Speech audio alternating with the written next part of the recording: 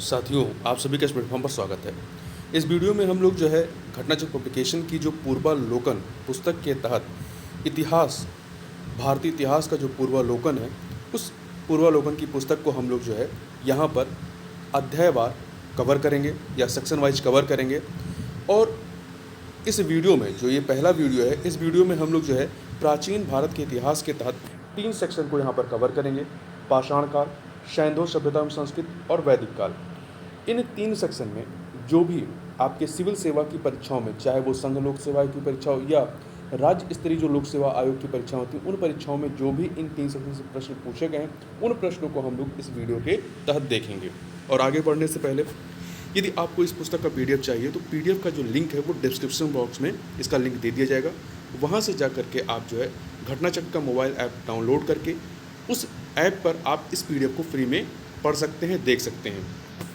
तो चलिए हम लोग स्टार्ट करते हैं भारतीय इतिहास के, प्राचीन भारत के इतिहास के तहत 3 खंडों को। तो सबसे पहले हम लोग जो है पाषाण काल से संबंधित जो प्रश्न आए हुए हैं उन प्रश्नों को हम लोग यहाँ पर देखेंगे। ठीक है, एक सेकेंड। तो जो पहला प्रश्न है आपका यह है कि रॉबर्ट ब्रूस फुट ये कौन थे? तो ये एक भूगर्भ वैज्ञानिक थे और साथ ही साथ पुरातत्वविद भी थे। ठीक है, तो ए और बी दोनों विकल्प जो है वो सही है। देखिए, इंसाइक्लोपीडिया ब्रिटानिका के अनुसार रॉबर्ट ब्रूस फुट ब्रिटिश भूगर्भ वैज्ञानिक और पुरातत्वविद थे। जियोलॉजिकल सर्वे ऑफ इंडिया से संबद्ध रॉबर्ट ब्रूस फुट ने 1863 ईस्वी में भारत में पाषाणकालीन बस्तियों के अन्वेषण की शुरुआत की थी। इसलिए इसका उत्तर जो है ए और बी दोनों हो सकता है। अगला है, कोपेनहेगन संग्रहालय की सामग्री से पाषाण, कांस्य और लौह युग का त्रियुगीन विभाजन किया था। किसने किया था? कोपेनहेगन संग्रहालय की सामग्री से किसने पाषाण, कांस्य और लौह युग का त्रियुगीन विभाजन किया था? तो ये त्रियुगी जो विभाजन है वो थॉमसन ने किया था। किसने किया था? थॉमसन ने किया था। देखिए, डेनमार्क के कोपेनहेगन संग्रहालय में 1818 ईस्वी और 1820 ईस्वी में एक आयोग की रिपोर्ट के अनुसार सामग्री के आधार पर पाषाण, कांस्य और लौह युग का त्रियुगी विभाजन क्रिश्चियन जर्गेनसन थॉमसन ने किया था। यद्यपि थॉमसन ने 1836 ईस्वी में इसी वर्गीकरण के अनुसार संग्रहालय की वस्तुओं का विवरण प्रकाशित किया था। अगला है, भारतीय इतिहास के संदर्भ में अलेक्जेंडर री, A.H. Longhurst, Robert swell, James Burgess और वॉल्टर इलियट किस गतिविधि से जुड़े रहे हैं? तो ये लोग जो है पुरातात्विक उत्खनन से, किससे? पुरातात्विक उत्खनन से संबंधित रहे हैं। ठीक है, इन लोगों ने मुख्य रूप से दक्षिण भारत के इतिहास के क्षेत्र में काम किया है। अगला है, उत्खनित प्रमाणों के अनुसार पशुपालन का प्रारंभ कब हुआ? तो पशुपालन का जो प्रारंभ होता है वो मध्य पाषाण काल से होता है। कब होता है? मध्य पाषाण काल से। देखिए, मध्य पाषाण काल के अंतिम चरण में पशुपालन के साक्ष्य प्राप्त होने लगते हैं। ऐसे पशुपालन के साक्ष्य भारत में जो है मुख्यतः 2 जगहों से। पहला आपका आदमगढ़ कहाँ है? मध्य प्रदेश के नर्मदापुरम जो जिला है यहाँ पर है। और दूसरा है आपका बागोर राजस्थान के भीलवाड़ा जिले में स्थित है। तो ध्यान रखिएगा, जो आपके पशुपालन के साक्ष्य मिलते हैं कहाँ से मिले हैं? आदमगढ़ और बागोर से मिले हैं। अगला है, मध्य पाषाणिक प्रसंग में पशुपालन के प्रमाण जहाँ से मिले, तो अभी हमने बात की कहाँ से मिले हैं? आदमगढ़ और बागोर से। तो विकल्प में आपका आदमगढ़ है, तो आदमगढ़ सही हो जाएगा। निम्नलिखित में से किस स्थल से हड्डी के उपकरण प्राप्त हुए हैं? तो हड्डी के जो उपकरण हैं वो आपके, देखिए, जो ये 4 विकल्प है से महदहा और सराय नाहर इन दोनों जगहों से प्राप्त हुए हैं। ठीक है, महदहा और सराय नाहर राय, तो सी और डी दोनों सही है। देखिए, मध्य पाषाणकालीन महदहा कहाँ पे है? तो उत्तर प्रदेश के प्रतापगढ़ जिले में स्थित है। से बड़ी मात्रा में हड्डी एवं सिंह निर्मित उपकरण प्राप्त हुए हैं। जी आर शर्मा महदहा के 3 क्षेत्रों का उल्लेख करते हैं, जो झील क्षेत्र, बूचड़खाना संकुल क्षेत्र एवं कब्रिस्तान निवास क्षेत्र में बटा था। बूचड़खाना संकुल क्षेत्र से ही हड्डी एवं सिंह निर्मित उपकरण एवं आभूषण बड़े पैमाने पर पाए गए हैं। सराय नाहर राय से भी अल्प मात्रा में हड्डी के उपकरण मिले हैं। तो देखिए, मिले दोनों जगह से। यदि इन दोनों में से एक को यदि आपको चुनना है तो आप महदहा ही चुनेंगे, क्योंकि महदहा से जो है बड़ी मात्रा में हड्डी एवं सिंह निर्मित उपकरण प्राप्त हुए हैं। अगला प्रश्न है कि हड्डी से निर्मित आभूषण भारत में मध्य पाषाण काल के संदर्भ में प्राप्त हुए कहाँ से? तो देखिए, आपका दोनों विकल्प में जो विकल्प दिए गए इसमें सराय नाहर राय और महदहा दोनों हैं, तो दोनों ही हो जाएगा, परंतु एक को चुनना होगा तो आप महदहा को ही चुनेंगे। विकल्प में दोनों दिए गए हैं, सराय नाहर राय और महदहा, तो आप महदहा को चुनेंगे क्योंकि यहाँ पर ज़्यादा बड़ी संख्या में मिले हैं और सराय नाहर राय में अल्प संख्या में मिले हैं। अगला निम्नलिखित मध्य पाषाणकालिक स्थलों को भौगोलिक दृष्टि से पश्चिम से पूर्व के क्रम में हमें इन्हें व्यवस्थित करना है। तो 4 स्थान हैं, पैसरा, लेखिया, बीरभानपुर और मैदहा। तो पहले इनका पता होना चाहिए कि ये किन राज्यों में स्थित हैं। यहाँ पर थोड़ा देख लेते हैं। देखिए, भौगोलिक दृष्टि से देखें, पश्चिम से पूर्व के क्रम में मध्य पाषाणिक स्थल में मैदहा कहाँ है? प्रतापगढ़, उत्तर प्रदेश में। ठीक है। इसके बाद आपका लेखिया कहाँ पे? उत्तर प्रदेश के मिर्जापुर में। पैसरा कहाँ है? बिहार में। और बीरभानपुर कहाँ है? पश्चिम बंगाल में। तो सबसे पश्चिम में आपका क्या हो जाएगा? मैदहा, प्रतापगढ़। फिर इसके बाद लेखिया हो जाएगा और फिर पैसरा बिहार का, और सबसे पूर्व में आपका बीरभानपुर हो जाएगा। अगला है एक ही कब्र से 3 मानव कंकाल निकले हैं। कहाँ से निकले हैं? तो ये आपका दमदमा से। कहाँ से? दमदमा से। उत्तर प्रदेश के प्रतापगढ़ जिले में स्थित सराय नाहर राय, मैदहा तथा दमदमा का उत्खनन हुआ है। तो ये ध्यान रखिए, तीनों स्थल जो है सराय नाहर राय, दमदमा और मैदहा कहाँ पे हैं? उत्तर प्रदेश के प्रतापगढ़ जिले में। दमदमा में लगातार 5 वर्षों तक किए गए उत्खनन के फलस्वरूप पश्चिमी तथा मध्यवर्ती क्षेत्रों से कुल मिलाकर 41 मानव समाधान ज्ञात हुए। इन समाधानों में से 5 समाधान युग्म समाधान हैं और एक समाधान में 3 मानव कंकाल एक साथ मिले हैं। शेष समाधानों में एक कंकाल मिले हैं। आगे बढ़ते हैं। खाद्यान्नों की कृषि सर्वप्रथम प्रारंभ होती है कहाँ पर? तो खाद्यान्नों की कृषि सर्वप्रथम प्रारंभ हुई थी आपकी नवपाषाण काल में। पशुपालन मध्य पाषाण काल में प्रारंभ हुआ था। तो खाद्यान्नों का उत्पादन सर्वप्रथम नवपाषाण काल में हुआ। यही वह समय है जब मनुष्य कृषि कर्म से परिचित हुआ। आगे चलते हैं। भारत में मानव का सर्वप्रथम साक्ष्य कहाँ मिलता है? तो ये जो है आपका प्रथम साक्ष्य नर्मदा घाटी से मिलता है। कहाँ से? नर्मदा घाटी से। भारत में मानव का सर्वप्रथम साक्ष्य नर्मदा घाटी में अवस्थित मध्य प्रदेश के सीहोर में जो हथनौरा है, हथनौरा नामक पुरास्थल से प्राप्त हुआ है। इसकी खोज पुरातत्वविद अरुण सोनकिया द्वारा वर्ष 1982 में हुई थी। आगे चलते हैं। प्रथम मानव जीवाश्म भारत की किस नदी घटना से प्राप्त हुआ? तो अभी हमने ऊपर देखा तो ये कहाँ पर? नर्मदा घाटी। तो उत्तर आपका हो जाएगा नर्मदा घाटी। ठीक है, तो ध्यान रखिए, प्रथम मानव जीवाश्म भारत की किस नदी घाटी से प्राप्त हुआ? तो नर्मदा घाटी। मानव द्वारा सर्वप्रथम प्रयुक्त अनाज कौन सा था? तो देखिए, ध्यान रखिएगा, जौ है। जौ सर्वप्रथम इस्तेमाल किया गया था मनुष्यों के द्वारा। देखिए, आधुनिक मानव समाज द्वारा मुख्य रूप से 8 खाद्य अनाजों का उपभोग किया गया, जो गेहूँ, चावल, मक्का, बाजरा, सोरगम, राई एवं जई है। अनाजों के पौधे विभिन्न क्षेत्रों में जंगली घास के रूप में विद्यमान थे, जिन्हें बीजों के रूप में अलग अलग क्षेत्र में अलग अलग समय पर मानव ने उगाया। वैश्विक दृष्टि से देखा जाए तो सर्वप्रथम जौ, जिसे इंग्लिश में बार्ले कहते हैं, 8000 ईसा पूर्व के आसपास भूमध्य सागर एवं ईरान के मध्य स्थित पश्चिम एशिया के देश में मानव द्वारा उगाया गया। बाद में लगभग इन्हीं क्षेत्रों में 8000 ईसा पूर्व के आसपास ही गेहूं भी उगाया जाने लगा। तो सबसे पहला वाला कौन सा है? जौ है। उसके बाद आपका गेहूं आएगा। अगला है, भारतीय उपमहाद्वीप में कृषि के प्राचीनतम साक्ष्य कहाँ से प्राप्त हुए हैं? तो ये आपका लहुरा देव से मिले। कहाँ से मिले हैं? लहुरा देव से मिले हैं।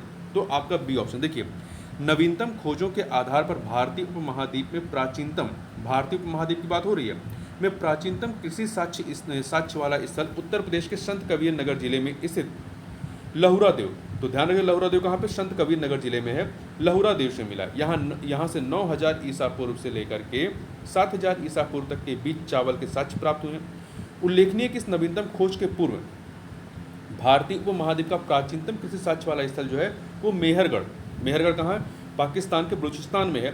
वहाँ से गेहूं के साक्ष्य मिले थे, तो मेहरगढ़ को माना जाता था। जबकि प्राचीनतम चावल के साक्ष्य वाला स्थल जो है वो कुलडीहवा, जो कि प्रयागराज जिले की बेलन नदी के तट पर स्थित है। यहाँ से 6500 ईसा पूर्व के चावल के भूषिक साक्ष्य मिले। ये कुलडीहवा को माना जाता था। तो उपयुक्त संदर्भों में अब यदि विकल्प में लहुरा देव रहता है, यहाँ ध्यान रखिएगा, यदि आपका लहुरा देव भी है, कुलडीहवा भी है और मेहरगढ़ भी है, ठीक है, तो आप लहुरा देव को सही मानेंगे। यदि लहुरा देव नहीं है तो आप मेहरगढ़ को मानेंगे।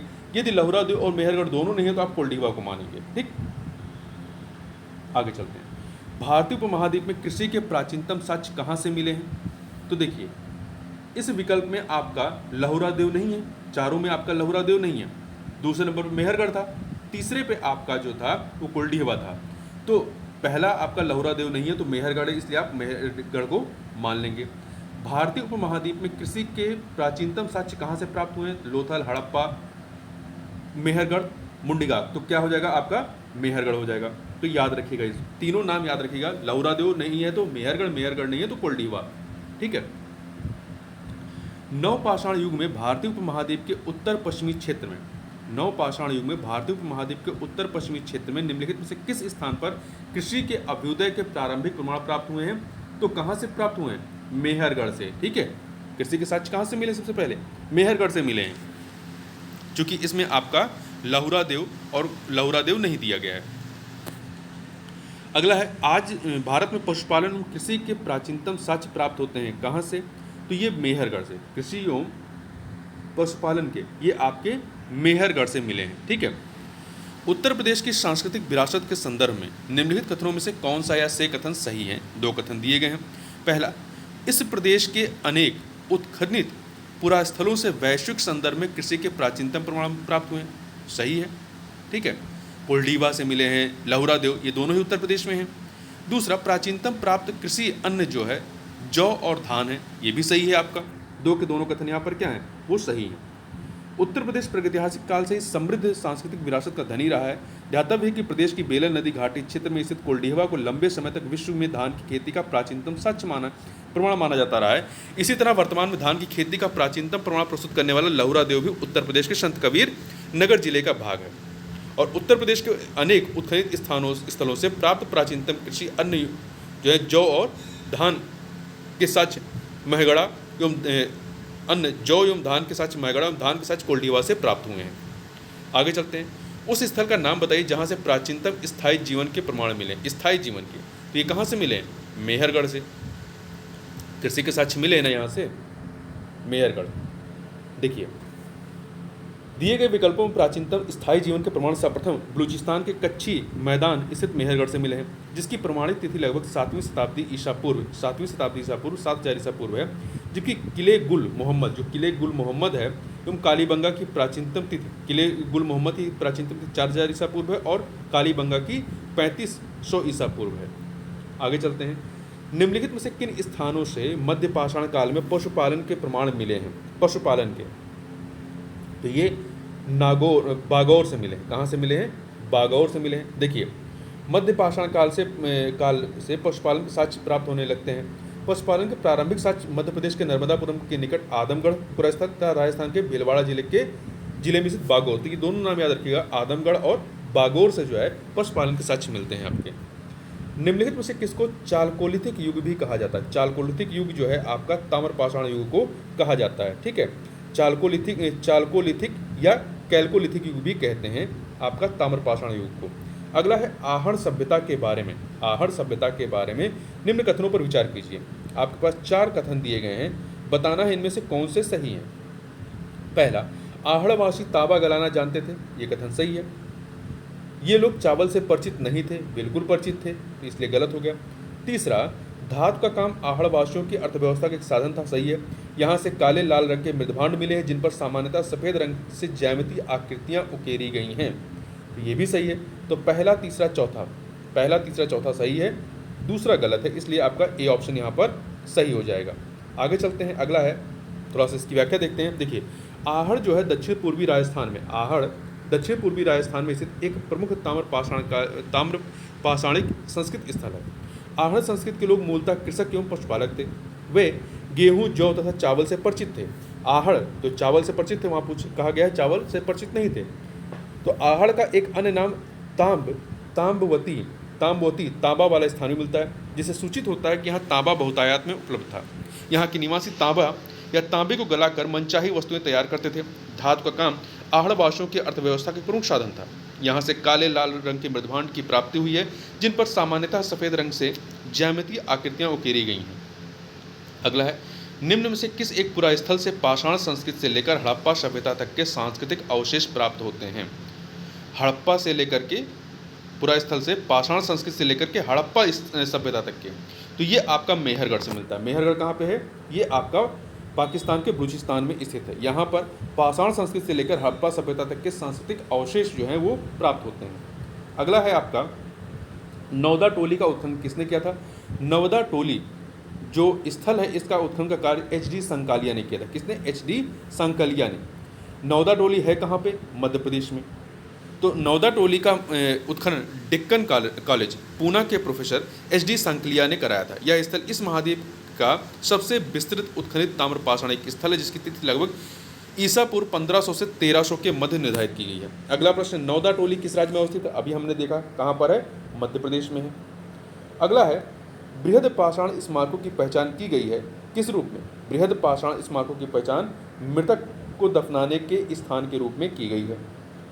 ठीक है, देखिए नवपाषाण युगीन दक्षिण भारत में शवों को विभिन्न प्रकार की समाधियों में दफनाने की परंपरा विद्यमान थी। इन समाधियों की जो विशाल पाषाण खंडों से निर्मित हैं, बृहद पाषाण या मेगालिथ के नाम से जाना जाता था। इनके विभिन्न प्रकार हैं जैसे शिष्ट समाधि, pit circle, cairn circle, dolmen, umbrella stone, hood stone, कंदराएं, मेहिरा इत्यादि। अगला है राख का टीला। राख का टीला निम्नलिखित किस नवपाषाणिक स्थल से संबंधित है? तो राख का जो टीला है ये शगनकल्लू से संबंधित है। देखिए कर्नाटक में मैसूर के पास बेल्लारी जनपद में स्थित शगनकल्लू नामक नवपाषाणकालीन पुरास्थल से राख के टीले प्राप्त हुए हैं। भीमबेटका किसके लिए प्रसिद्ध है? तो ये गुफाओं के शैलचित्र के लिए प्रसिद्ध है। किसके लिए? गुफाओं के शैलचित्र के लिए। मध्य प्रदेश के रायसेन जिले के अब्दुल्लागंज के समीप स्थित भीमबेटका प्रागैतिहासिक शैल चित्रकला का श्रेष्ठ उदाहरण है। इन गुफाओं में जीवन के विविध रंगों को पेंटिंग के माध्यम से उकेरा गया है, जिनमें हाथी, सांभर, हिरन आदि के चित्र हैं। अब तक लगभग 700 शिलाश्रय की पहचान की जा चुकी है, जिसमें 500 में चित्र पाए गए हैं। निम्न में से कौन सा स्थल प्रागैतिहासिक चित्रकला के लिए प्रसिद्ध रहा है? तो यह है भीमबेटका, मध्य प्रदेश के रायसेन जिले में स्थित है। भीमबेटका की गुफाएं कहाँ पर स्थित हैं? तो ये आपका अब्दुल्लागंज रायसेन में स्थित है। भारत में किस शिलाश्रय से सर्वाधिक चित्र प्राप्त हुए हैं? तो ये भीमबेटका से प्राप्त हुए हैं। भीमबेटका से। निम्नलिखित में से किस भारतीय पुरातत्ववेदा ने पहली बार भीमबेटका गुफा को देखा और उसके शैल चित्रों के प्रागैतिहासिक महत्व को खोजा था? तो ये किया था बी.एस. वाकड़कर ने। मध्य प्रदेश के रायसेन जिले में स्थित भीमबेटका प्रागैतिहासिक शैल चित्रकला का श्रेष्ठ उदाहरण है। इसकी खोज वर्ष 1957 में बी.एस. वाकड़कर ने की थी। यूनेस्को ने भीमबेटका शैल चित्रों को विश्व विरासत स्थल की सूची में सम्मिलित किया है। अगला, भीमबेटका की खोज किसने की थी? अभी हमने बात की डॉक्टर विष्णु वाकड़कर ने। ठीक है, आगे बढ़ते हैं।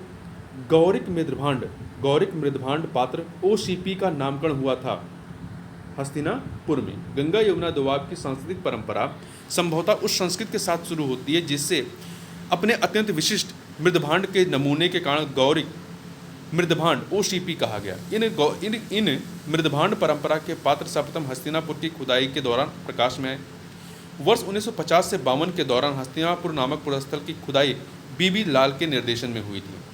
अगला है ताम्राश्म काल में महाराष्ट्र के लोग मृतकों को घर के फर्श के नीचे किस तरह रखकर दफनाते थे? तो उत्तर से दक्षिण की ओर रखकर, उत्तर मतलब सर होता था, दक्षिण की तरफ पैर होता था, उत्तर से दक्षिण की ओर रख करके दफनाते थे। ध्यान रखिए, उत्तर से दक्षिण की ओर। ठीक है, महाराष्ट्र की ताम्रपाषाणकालीन संस्कृति जिसे जोरबे संस्कृत के नाम से जानते हैं, जोरबे संस्कृत के नेवासा, दैमाबाद, चंदौली, इनाम गांव आदि पुरास्थलों में मृतकों को उत्तर से दक्षिण दिशा में फर्श के नीचे घरों के फर्श के नीचे दफनाए जाने के साक्ष्य मिले हैं।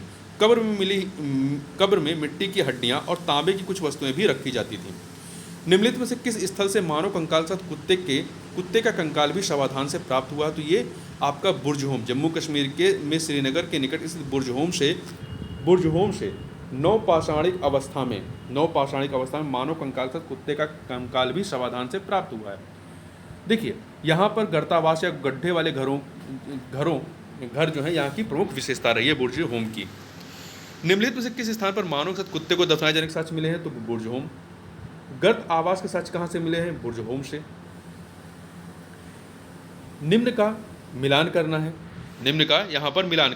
तो देखिए पूरा भीमबेटका जो है गुफा ये पूरा पाषाण काल संबंधित है। बुर्जहोम जो है ये आपका नवपाषाण काल से संबंधित है। यहाँ पर हम लोग थोड़ा सा देख लेते हैं। देखिए थोड़ा सा गड़बड़ हो गया। भीमबेटका जो है पूरा पाषाण काल का नहीं, पूरा पाषाण काल का जो है वो सोन नदी घाटी है। पूरा पाषाण काल का जो है आपका सोहन या सोन नदी घाटी है। मध्य पाषाण काल का भीमबेटका गुफा है। और नवपाषाण काल का बुर्जहोम है। ताम्र पाषाण काल का बनास घाटी है। फिर से देख लीजिए, पूरा पाषाण काल का सोहन या सोन नदी घाटी है। मध्य पाषाण काल का भीमबेटका गुफा है। और नवपाषाण काल का बुर्जहोम है। और ताम्र पाषाण काल बनास घाटी है। दो सूचियां फिर से दी गई हैं। अगले प्रश्न, पुरातात्विक स्थल और वर्तमान स्थल वो कहाँ पर स्थित हैं? तो देखिए, आपका नेवासा जो है ये महाराष्ट्र, 3 से मिलाइए। ईशमपुर जो है ये कर्नाटक, 4 से मिला दीजिए। डिडवाना जो है, डिडवाना आपका राजस्थान, 1 से मिला दीजिए। गुड़ियाम गुफा जो है वो तमिलनाडु, 2 से मिला दीजिए। तो 3, 4, 1, 2 सी ऑप्शन हो जाएगा। दोबारा देख लीजिए, नेवासा महाराष्ट्र में है, ईशमपुर कर्नाटक में है, डिडवाना राजस्थान में है, गुड़ियाम गुफा तमिलनाडु में। अगले प्रश्न में भी यहाँ पे 2 सूचियाँ दी गई हैं। बताना है यहाँ पर कौन से युग में दिए गए 3, कौन से युग मतलब सुमेलित हैं। बुर्जहोम शैलकृत देव मंदिर के लिए नहीं, ये गर्तावास के लिए प्रसिद्ध रहे हैं। ठीक है, तो पहला वाला आपका सही नहीं है। चंद्रकेतुगढ़ ये टेराकोटा कला के लिए, और गणेश्वर ताम्र कलाकृतियों के लिए। तो दूसरा तीसरा सही है, दूसरा और तीसरा सही है, इसलिए डी ऑप्शन हो जाएगा। व्याख्या देख लेते हैं। बुर्जहोम नामक नवपाषाणिक पुरास्थल जम्मू एवं कश्मीर केंद्र शासित प्रदेश में अवस्थित है। इस पुरास्थल की खोज वर्ष 1935 में डी टेरा एवं पीटरसन ने की थी। इस पुरास्थल से गर्तावास के साक्ष्यों की प्राप्ति हुई है। और इसके अतिरिक्त जो अगला है चंद्रकेतुगढ़ कहाँ है? पश्चिम बंगाल प्रांत में स्थित एक प्रमुख ऐतिहासिक पुरातात्विक पुरास्थल है, जो विद्याधरी नदी के तट पर अवस्थित है। यहाँ से ऐतिहासिक काल के टेराकोटा कला के कई उदाहरण प्राप्त हुए हैं, जो तत्कालीन शिल्प कौशल की असामान्य विशेषता प्रदर्शित करता है। तीसरा जो है गणेश्वर, यहाँ पे विकल्प में जो गणेश्वर तीसरा वाला है, गणेश्वर जो है ये आपका राजस्थान प्रांत में स्थित एक प्रमुख ताम्र पाषाणिक स्थल है। इस पुरास्थल की खोज राजस्थान विश्वविद्यालय के पुरातत्व विभाग के प्रोफेसर रतन चंद्र अग्रवाल ने की थी। इस पुरास्थल से दोहरी पेचदार सिरे वाली ताम्र वर्णाग्र, मछली पकड़ने का कांटा तथा विभिन्न प्रकार के मृदभांड प्राप्त हुए हैं। ठीक है, तो यहाँ पे क्या है? ताम्र कलाकृतियाँ यहाँ से प्राप्त हुए हैं। ताम्र वर्णाग्र है ना, ताम्र वर्णाग्र। आगे बढ़ते हैं। बिंद क्षेत्र के किस शिलाश्रय से सर्वाधिक मानव कंकाल मिले हैं? तो ये आपका लिखिया जो शिलाश्रय है यहाँ से मिले हैं। Doctor JN. पांडे की पुस्तक पुरातत्व विमर्श के अनुसार बिंद क्षेत्र के लिखिया के शिलाश्रय संख्या 1 से मध्य पाषाणिक लघु पाषाण उपकरणों के अतिरिक्त 17 मानव कंकाल प्राप्त हुए, जिनमें से कुछ सुरक्षित हालत में हैं तथा अधिकांश छद विच्छेद अवस्था में प्राप्त हुए हैं। संयुक्त राज्य अमेरिका के ओरेगन विश्वविद्यालय के जॉन आर लुकास के अनुसार लिखिया में कुल 27 मानव कंकालों की अस्थियां मिली हैं। तो कुल मिला के आपका लिखिया ही सही है। अगला है कथन कांड का प्रश्न है आपका यहाँ पर, और बताना है कौन सा इसमें से सही है। आगे चलते हैं। इसमें देखिए अभिकथन क्या दिया गया है? बिंद क्षेत्र के पाषाण युगीन लोगों ने नूतन भूतल काल के अंत में गंगा घाटी में प्रव्रजन किया, मतलब यहाँ बस गए, सही है। कारण क्या था? जलवायु परिवर्तन कारण इस काल में शुष्कता का चरण था, तो इसके लिए ये यहाँ पर जो है प्रव्रजन करते हैं। यहाँ पर कथन कारण दोनों सही है और व्याख्या भी हो रही है, इसलिए आपका ए ऑप्शन यहाँ पर सही हो जाएगा। ठीक है। जी.आर. शर्मा ने सराय नाहर राय में खुदाई के बाद यह अवधारणा दी कि नूतन भूतल काल के अंत में सूखे के कारण विंध्य क्षेत्र में भोजन कमी के कारण लोगों ने गंगा घाटी क्षेत्र में प्रवास किया था। भारतीय पुरातत्व सर्वेक्षण निम्नलिखित विभागों या मंत्रालयों में से किसका संलग्न कार्यालय है? तो ये भारतीय पुरातत्व सर्वेक्षण जो है ये संस्कृत मंत्रालय के तहत आता है। संस्कृत मंत्रालय के तहत एक विभाग है। भारतीय पुरातत्व का जनक किसे कहा जाता है? तो अलेक्जेंडर कनिंघम को कहा जाता है। अलेक्जेंडर कनिंघम, जिनका कार्यकाल जो 1814 से लेकर 1800 मतलब जो टाइम पीरियड रहता है 1814 से 1893 ईस्वी तक करता है, को एक ब्रिटिश सेनाधिकारी के रूप में बंगाल इंजीनियर ग्रुप के साथ काम करने के लिए तैनात किया गया था। इन्हें ही भारतीय पुरातत्व के जनक के रूप में जाना जाता है। राष्ट्रीय मानव संग्रहालय कहाँ पर है? तो ये आपका मध्य प्रदेश के भोपाल में है, जिसका नाम बदलकर इंदिरा गांधी राष्ट्रीय मानव संग्रहालय कर दिया गया। पहले राष्ट्रीय मानव संग्रहालय था, इसका नाम इंदिरा गांधी राष्ट्रीय मानव संग्रहालय कर दिया गया है, जो मध्य प्रदेश के भोपाल में स्थित है। यह भारत सरकार के संस्कृत मंत्रालय के अंतर्गत स्वायत्त शासी संगठन है। मानव सभ्यता के विकास की कहानी दर्शाने वाला देश का सबसे बड़ा संग्रहालय इंदिरा गांधी मानव संग्रहालय कहाँ स्थित है? तो ये आपका भोपाल में स्थित है। अगला है, अब सैंधव सभ्यता एवं संस्कृति संबंधित प्रश्नों को हम यहाँ पर देखेंगे। देखिए इसका जो आपका पहला प्रश्न है, एक सेकेंड, हाँ, पहला प्रश्न है कि मानव समाज विलक्षण है क्योंकि वह मुख्यतः आश्रित होता है किस पर? तो अर्थव्यवस्था पर। वो अर्थव्यवस्था पर आश्रित होता है। देखिए मानव समाज विलक्षण या विशिष्ट होता है क्योंकि वह मुख्यतः अर्थव्यवस्था पर आश्रित होता है। अर्थव्यवस्था में जैसे जैसे परिवर्तन होता जाता है वैसे वैसे समाज परिवर्तित होता जाता है। जैसे खाद्य संग्राहक, कृषि उत्पादन, उद्योग आदि। अर्थव्यवस्था में जैसे जैसे परिवर्तन होता गया, सामाजिक व्यवस्था उसी अनुरूप में बदलती गई। संस्कृति, धर्म, विज्ञान आदि अर्थव्यवस्था में उत्पादन के साधनों में परिवर्तन के अनुसार ही परिवर्तित होते रहते हैं। अगला है हड़प्पा निम्नलिखित में से किस सभ्यता संबंध है? तो हड़प्पा जो है आपका सिंधु घाटी सभ्यता से संबंधित है। किससे है? सिंधु घाटी सभ्यता से संबंधित है। आगे चलते हैं। देखिए, यदि हम कालानुक्रम को के अनुसार देखें तो जो आपकी सिंधु घाटी सभ्यता है, ये मिस्र और मेसोपोटामिया की प्राचीन सभ्यताओं के समकालीन रही है। सिंधु सभ्यता संबंधित रही है किससे? तो ये आदि ऐतिहासिक युग से। किससे? आदि ऐतिहासिक युग से संबंधित रही है। सिंधु सभ्यता आदि ऐतिहासिक काल की सभ्यता है, क्योंकि यहाँ पर लेखन कला का ज्ञान तो है किंतु अभी तक इसे पढ़ा नहीं जा सका है। तो जब पढ़ा नहीं जा सका हो तो उसे आदि ऐतिहासिक काल कहते हैं। अतः इतिहास निर्माण में इसका प्रयोग नहीं किया जा सकता। अगला है सिंधु घाटी की सभ्यता गैर आर्य थी, क्योंकि यह नगरीय सभ्यता थी, जबकि आर्यों की जो सभ्यता थी आपकी बाद में वैदिक सभ्यता थी वो ग्रामीण सभ्यता थी। ठीक है, तो यहाँ पर आपका ए ऑप्शन जो है वो सही हो जाएगा। अगला है सिंधु घाटी सभ्यता को आर्यों से सिंधु घाटी सभ्यता को आर्यों से पूर्व की रखे जाने का महत्वपूर्ण कारक क्या है? मृदभांडों का मिलना। वरना ऐसे देखें तो सिंधु घाटी सभ्यता नगरीय है और आपकी आर्यों की सभ्यता जो है वो ग्रामीण है, तो ग्रामीण सभ्यता के बाद ही नगरी आती है। परंतु नहीं, हम कालानुक्रम में सिंधु घाटी सभ्यता को आर्यों की सभ्यता से पहले रखते हैं। क्यों? क्योंकि मृदभांडों के कारण। देखिए, सिंधु घाटी सभ्यता लिपि ज्ञान और नगर नियोजन आदि के संदर्भों में आर्यों से अधिक विकसित थे। पुरातात्विक साक्ष्यों में अलग अलग काल में पाए गए मृदभांड ही सिंधु घाटी सभ्यता को आर्यों से पूर्व का सिद्ध करते हैं। काले रंग की आकृतियों से चित्रित लाल मृदभांड जहाँ हड़प्पा सभ्यता संबंधित हैं, वहीं धूसर एवं चित्रित धूसर मृदभांड जो बाद के हैं वो आर्यों से संबंधित माने गए हैं। सिंधु घाटी सभ्यता या सिंधु घाटी संस्कृति वैदिक सभ्यता से भिन्न थी, क्योंकि इसके पास विकसित शहरी जीवन की सुविधाएं थी, इसके पास चित्रलेखीय लिपि थी, इसके पास लोहे और रक्षा शस्त्रों के ज्ञान का अभाव था। ये सभी के सभी कारण हैं, इन्हीं के आधार पर अंतर है, तो डी ऑप्शन हो जाएगा। ठीक है, वैदिक सभ्यता ग्रामीण थी, वैदिक सभ्यता के लोग लोहे और रक्षा शस्त्रों के ज्ञान से युक्त थे, जबकि आपका हड़प्पा सभ्यता के लोगों को इसका ज्ञान नहीं था। हड़प्पा संस्कृति की जानकारी का प्रमुख स्रोत क्या है? शिलालेख, पकी मिट्टी की मोहरों पर अंकित लेख? नहीं, पुरातात्विक खुदाई जो है सबसे प्रमुख जो स्रोत है वो है पुरातात्विक खुदाई, सी ऑप्शन। अगला है निम्नलिखित में से कौन सिंधु घाटी सभ्यता पर प्रकाश डालता है? तो देखिए, यहाँ पर जो चारों विकल्प हैं इसमें से आपका बी ऑप्शन जो है पुरातत्व संबंधी खुदाई, ये आपका बी ऑप्शन सही हो जाएगा। सिंधु घाटी के निवासियों की सभ्यता को जानने का मूल स्रोत क्या है? वहाँ पाई गई जो मोहरें हैं वो इनका एक मूल स्रोत है। ठीक है, या स्रोत है।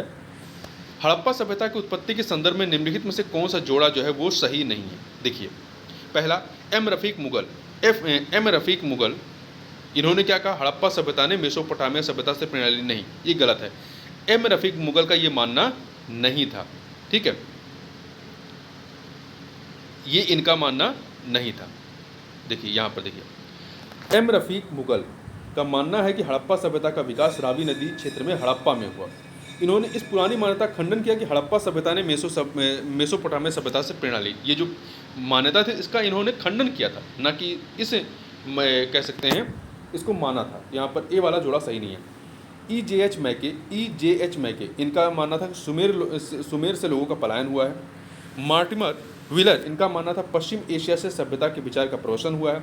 अमलानंद घोष हड़प्पा सभ्यता का उद्भव पूर्व हड़प्पा सभ्यता की परिपक्वता के परिणाम स्वरूप हुआ है। इन्होंने राजस्थान में जो है खुदाई का कार्य किया था। आगे चलते हैं अगले प्रश्न पर। अगला प्रश्न है आपका, दो सूचियाँ दी गई हैं, मतलब हड़प्पा स्थल हैं और उन स्थलों के खुदाई से कौन संबंधित रहे, इन्हें सुमेलित करना। तो यहाँ पर हम लोग देख लेते हैं सूची ही। हड़प्पा से दयाराम साहनी जी संबंधित रहे 1923 से 24 तथा फिर 1924 से 25। हड़प्पा से दयाराम साहनी, हस्तिनापुर से बीबी लाल, तक्षशिला से जॉन मॉर्सल, कौशाम्बी से एन.जी. मजूमदार। तो नाम दोबारा याद सुन लीजिए। हड़प्पा से दयाराम साहनी, हस्तिनापुर से बीबी लाल, तक्षशिला से जॉन मॉर्सल, कौशाम्बी से एन.जी. मजूमदार। भारत में चांदी की उपलब्धता के प्राचीनतम साक्ष्य मिलते हैं, कहाँ से मिलते हैं? तो ये हड़प्पा संस्कृति से मिलते हैं। कहाँ से? हड़प्पा संस्कृति से मिलते हैं प्राचीनतम। ठीक है, मोहनजोदाड़ो और हड़प्पा के निवासियों के मध्य इसके विधिवत प्रयोग के साक्ष्य मिलते हैं। ये लोग मुख्यतः राजस्थान की जावर और अजमेर की खानों से चांदी प्राप्त करते थे। हड़प्पा में मिट्टी के बर्तनों पर सामान्यतः किस रंग का उपयोग हुआ है? हड़प्पा में मिट्टी के बर्तनों पर सामान्यतः लाल रंग का उपयोग हुआ। किसका हुआ है?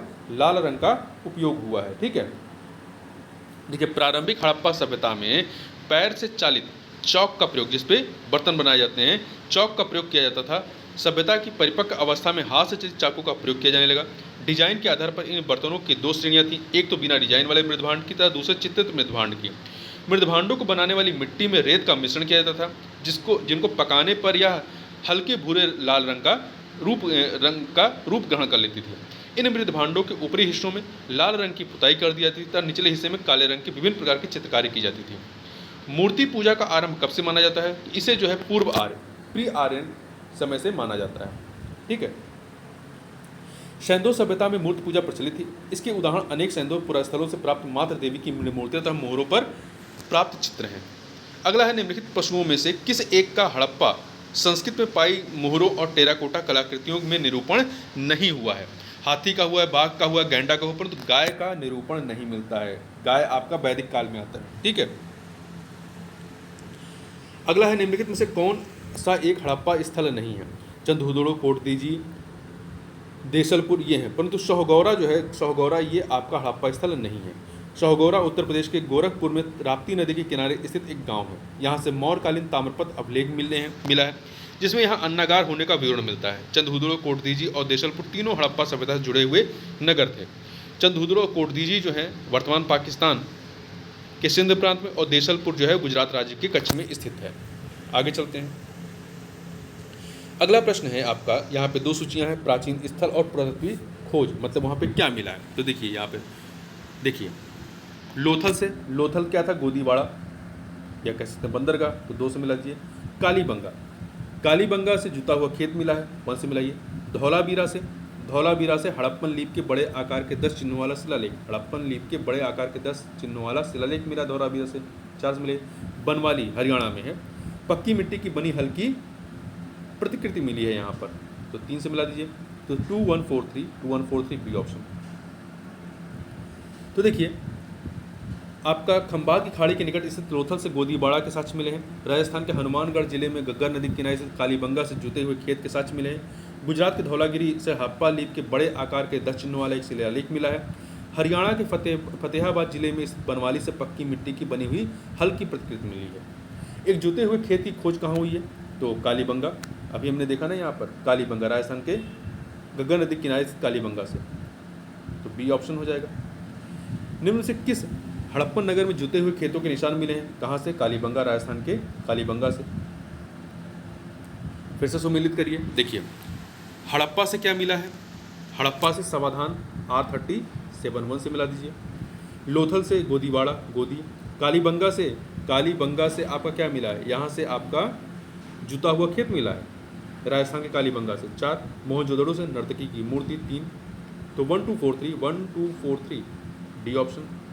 आगे चलते हैं। फिर से 2 सूचियाँ हैं, फिर से मिलाइए आप। हड़प्पा मतलब सिंधुकालीन स्थल हैं, सैंधवकालीन स्थल हैं, और किस नदी के किनारे हैं, ये हमें सुमिलित करना है। तो हड़प्पा जो है आपका रावी नदी के किनारे, 2 से मिलाइए। हस्तिनापुर जो है गंगा नदी के किनारे, 3 से मिलाइए। नागार्जुन कोंडा गोदावरी कृष्णा के, नागार्जुन कोंडा गोदावरी के नहीं कृष्णा के हैं, तो 4 से। पैठन या प्रतिष्ठान जो है गोदावरी, 1 से। तो 2341 फिर से देख लीजिए। हड़प्पा, रावी नदी, हस्तिनापुर गंगा, नागार्जुन कोंडा कृष्णा और पैठन गोदावरी। आगे बढ़ते हैं। अगला है, फिर से 2 सूचियाँ हैं, हड़प्पा संस्कृति की बस्ती और किस नदी के किनारे अवस्थित रहे। हड़प्पा हमने पहले ऊपर देखा, ये आपका कहाँ पर है? रावी नदी किनारे। कालीबंगा जो है गंगा नदी किनारे है। लोथल भोगवा किनारे, और रोपड़ जो है वो सतलुज नदी किनारे है। यहाँ पे फिर से देख लीजिए। हड़प्पा रावी, कालीबंगा गग्गर, लोथल भोगवा और रोपड़ सतलुज नदी किनारे। हड़प्पा किस नदी किनारे अवस्थित है? तो ये रावी के किनारे है। सैंधव सभ्यता का महान स्नानागार कहाँ से प्राप्त हुआ है? तो ये आपका मोहनजोदड़ो से प्राप्त हुआ है। इसकी लंबाई उत्तर से दक्षिण की ओर 55 मीटर और चौड़ाई पूर्व से पश्चिम दिशा की ओर देखेंगे तो 33 मीटर। ठीक है। विशाल स्नानागार किस पुरास्थल से प्राप्त हुआ है? तो ये आपका मोहनजोदड़ो से। सिंधु घाटी की सभ्यता के किस पुरास्थल से नाव के चित्र या मॉडल प्राप्त हुए हैं? तो ये आपका मोहनजोदड़ो और लोथल से प्राप्त हुए हैं। सिंधु सभ्यता के बारे में निम्न से कौन सा कथन असत्य है? पहला, नगरों में नालियों की सुधरने व्यवस्था थी, सही है। व्यापार और वाणिज्य उन्नत दशा में थे, सही है। मातृ देवी की उपासना की जाती थी, ये भी सही है। लोग लोहे से परिचित थे, नहीं, लोहा जो है आपका वैदिक काल में आता है, वहाँ पे लोग लोहे से परिचित होते हैं, आपका सिंधु सभ्यता में परिचित नहीं थे, तो डी ऑप्शन हो जाएगा। अगला है, हड़प्पा सभ्यता की खुदाई में मिले अवशेषों के आधार पर क्या सही नहीं है। तो 3 चीज़ें दी गई हैं। पहला, सभी क्या सही नहीं ये बताना है। सभी तरह के निर्माण कार्य के लिए एक आकार की ईंटों का उपयोग किया जाता था, नहीं, अलग अलग प्रकार की ईंटों का होता था। पक्की और कच्ची दोनों प्रकार की ईंटों का प्रयोग होता रहा है। पहला कथन आपका जो है वो सही नहीं। दूसरा, मुख्यतः सभी घर एक मंजिला ही बनाए जाते, नहीं, एक मंजिला से अधिक बनाए गए हैं, तो दूसरा वाला भी गलत है। तीसरा, मुख्य सड़कें औसतन 10 मीटर चौड़ी होती थी, ये सही है। तो पहला दूसरा गलत है, इसलिए ए ऑप्शन हो जाएगा। देखिए, सिंधु सभ्यता में पक्की तथा कच्ची दोनों प्रकार की ईंटों का प्रयोग हुआ है। सभी सिंधु नगरों से प्राप्त पक्की ईंटों का सामान्यतः अनुपात 4:2:1 था, जबकि कालीबंगा से या कालीबंगन से अलंकृत ईंटों के साक्ष्य प्राप्त हुए हैं, वहीं चंद्रहुदुरों से वक्राकार ईंटों के साक्ष्य प्राप्त हुए हैं। अतः सिंधु सभ्यता में सभी तरह के निर्माण के लिए एक आकार की ईंटों का प्रयोग नहीं होता था। पहला कथन गलत हो गया। दूसरा, सिंधु सभ्यता में निर्मित घर एक मंजिला ही बनाए जाते थे, परंतु कुछ भवनों से मिली सीढ़ियों के साक्ष्य के आधार पर यह कहा जा सकता है कि कुछ घर 2 मंजिला भी निर्मित थे।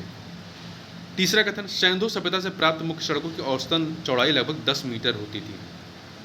ठीक है। अगला प्रश्न है आपका यहाँ पर कि सिंधु घाटी सभ्यता जानी जाती है किसके लिए, तो 4 चीज़ें हैं। अपने नगर नियोजन के लिए सही है, मोहनजोदड़ो हड़प्पा के लिए भी सही है, अपने कृषि संबंधी कार्य के लिए ये भी सही है, अपने उद्योगों के लिए ये भी सही है। मन के बनाने कारखाने मिले हैं ना, तो डी ऑप्शन हो जाएगा 1 2 3 4, तो डी ऑप्शन। देखिए, कालीबंगा से कृषि संबंधी साक्ष्य मिले हैं, अनेक सिंधु स्थलों से ईंट के भट्ठे, मनका निर्माण कारखाने आदि उद्योग संबंधी साक्ष्य मिले हैं। अगला है, निम्नलिखित में से कौन सुमिलित नहीं है। आलमगीरपुर उत्तर प्रदेश में, लोथल गुजरात में, कालीबंगा हरियाणा में नहीं, राजस्थान में, बनवाली आपका हरियाणा में। ठीक है, तो सी वाला सही नहीं, रोपण पंजाब में। अगला निम्न से सिंधु घाटी सभ्यता या सिंधु सभ्यता संबंधित कौन से केंद्र उत्तर प्रदेश में स्थित है। कालीबंगा, लोथल, आलमगीरपुर, हुलास। तो कालीबंगा आपका राजस्थान में है, लोथल गुजरात में है, आलमगीरपुर और हुलास ये दोनों उत्तर प्रदेश में है। आलमगीरपुर उत्तर प्रदेश के मेरठ जिले में और हुलास जो है सहारनपुर जिले में स्थित है। तो 3-4 मतलब डी ऑप्शन हो जाएगा। आगे चलते हैं। निम्नलिखित में से कौन सा हड़प्पाकालीन स्थल गुजरात में है। तो देखिए, लोथल जो है आपका ये कहाँ पे है, गुजरात में है। ठीक है, राखीगढ़ी हरियाणा में है, कालीबंगा राजस्थान में है। हड़प्पा संस्कृति के स्थल एवं उनकी स्थिति संबंधित निम्नलिखित इकाइयों में से कौन एक सही सुमिलित नहीं है। आलमगीरपुर उत्तर प्रदेश में सही, बनवाली हरियाणा में सही है, राखीगढ़ी राजस्थान में नहीं है, राखीगढ़ी हरियाणा में है, दैमाबाद महाराष्ट्र में ये सही है। ठीक है, राखीगढ़ी हरियाणा के हिसार जिले में गंगा नदी के तट पर अवस्थित है। अगला है, निम्नलिखित में से कौन हड़प्पा संस्कृति के पूर्वी सीमांत हड़प्पा संस्कृति पूर्वी सीमांत का निर्धारण करता है। तो जो आलमगीरपुर है, उत्तर प्रदेश का आलमगीरपुर, ये इसका पूर्वी सीमा है हड़प्पा संस्कृति। देखिए यहाँ पर सी ऑप्शन हो जाएगा। जो पश्चिमी पूरा स्थल है वो है आपका शुद्ध का गेंदोर है। ठीक है, पाकिस्तान के बलूचिस्तान में है। पूर्वी पूरा स्थल जो है आपका उत्तर प्रदेश का आलमगीरपुर है। उत्तरी पूरा स्थल जो है वो जम्मू कश्मीर का मांडा है। दक्षिण पूरा स्थल जो है वो महाराष्ट्र का तैमाबाद है। आगे चलते हैं। 2 सूचियाँ दी गई हैं, हड़प्पा स्थल और किस राज्य में है। तो मांडा कहाँ है, आपका जम्मू कश्मीर में। दैमाबाद कहाँ है, महाराष्ट्र। कालीबंगा राजस्थान में है। तो 1 से राखीगढ़ी हरियाणा 2 से। तो 3-4-1-2 3-4-1-2 सी ऑप्शन हो जाएगा। आगे चलते हैं। अगला प्रश्न है, फिर से 2 सूचियाँ हैं। हड़प्पा पूरा स्थल और भारत के राज्य या संघ राज्य क्षेत्र कहाँ पर स्थित हैं। देखिए, बालू जो है आपका हरियाणा में 3, मांडा जम्मू कश्मीर, और आपका पांडरी कहाँ है, पांडरी जो है आपका गुजरात में 4 से मिले। हुलास कहाँ है, उत्तर प्रदेश 1 से मिला दीजिए। तो बालू आपका हरियाणा में, मांडा जम्मू कश्मीर, पांडरी गुजरात में, हुलास उत्तर प्रदेश। तो आपका 3-2-4-1 डी ऑप्शन हो जाएगा। हड़प्पा संस्कृति के निम्नलिखित स्थलों में से कौन सिंध में अवस्थित हैं। सिंध में अवस्थित है। देखिए, हड़प्पा आपका सिंध में नहीं है। ठीक है, हड़प्पा पाकिस्तान के पंजाब में है। और सिंध में कौन सा है, मोहनजोदड़ो और चंद्रहुदड़ो। मोहनजोदड़ो और चंद्रहुदड़ो जो है ये दोनों आपके कहाँ पर हैं, ये सिंध में है। बी ऑप्शन हो जाएगा। इसमें जो सुरकोटदा है ये आपका गुजरात में है। आगे चलते हैं। मोहनजोदाड़ो निम्नलिखित में से कहाँ अवस्थित है? तो ये आपका पाकिस्तान के सिंध प्रांत में अवस्थित है।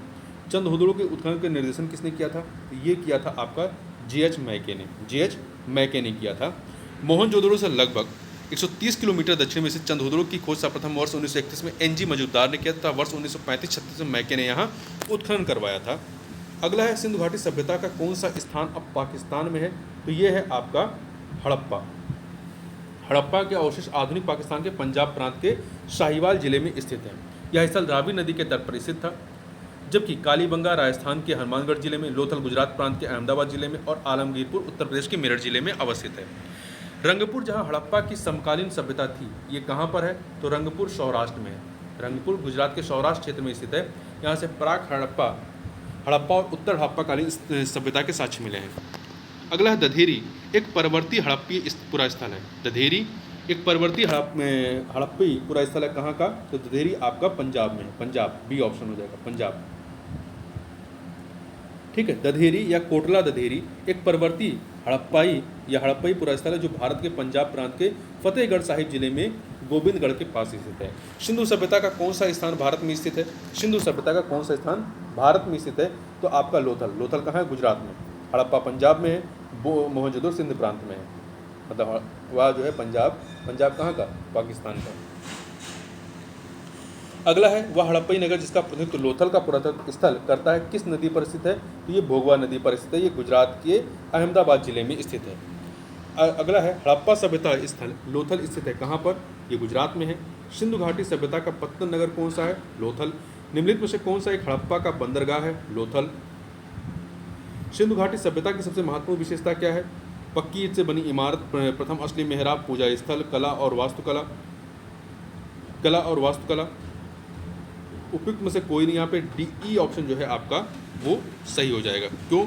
इसकी व्याख्या पढ़ लेते हैं। देखिए, सिंधु घाटी सभ्यता भारतीय उपमहाद्वीप की प्राचीनतम नगरीय सभ्यता थी। पक्की ईंटों से निर्मित इमारतें यहाँ मिली हैं।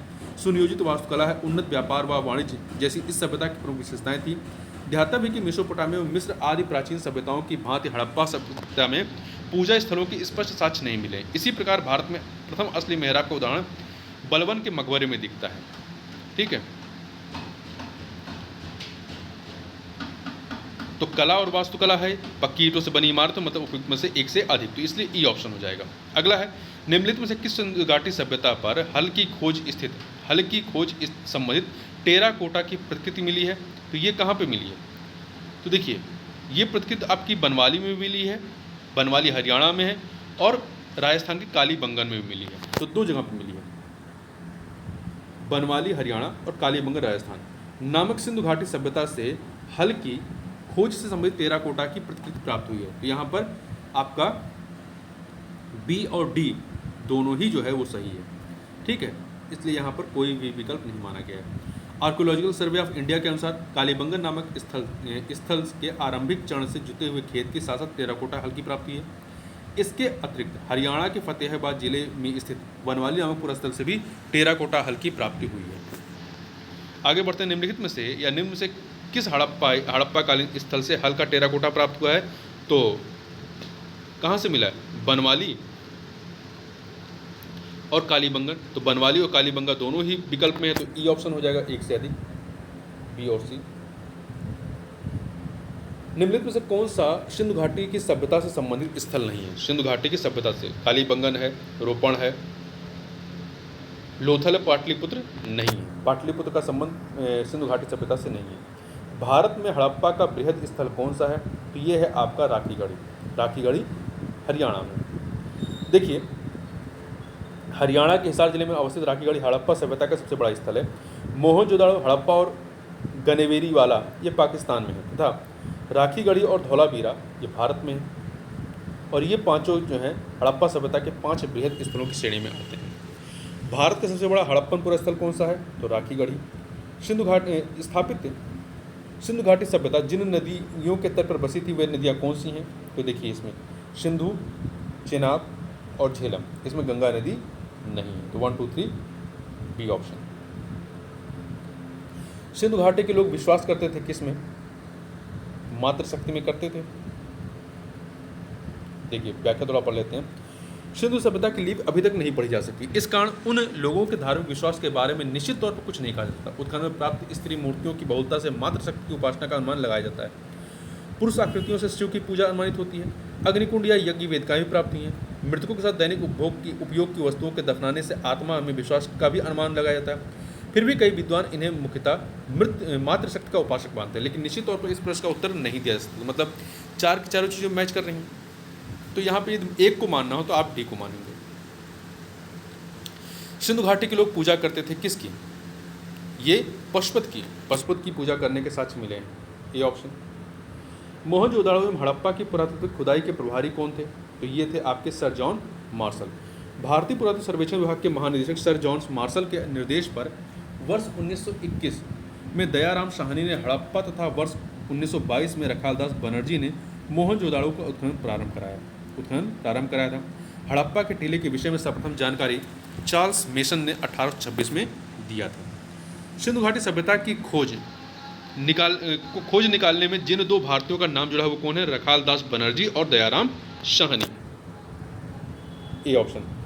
निम्नलिखित में से कौन सुमेलित नहीं है? हड़प्पा से दयाराम साहनी सही संबंधित है, सही है। लोथल से एस आर राव सही है। सुरकोटडा से जेपी जोशी, परंतु धौलावीरा से बी के थापड़ नहीं है। बी के थापड़ नहीं है, ठीक है। देखिए, धौलावीरा का उत्खनन बी के थापड़ ने नहीं बल्कि आर.एस. बिष्ट ने करवाया था। हड़प्पा का उत्खनन करने वाला प्रथम पुरातत्वविद जो इसके महत्व को नहीं समझ सका वो कौन था?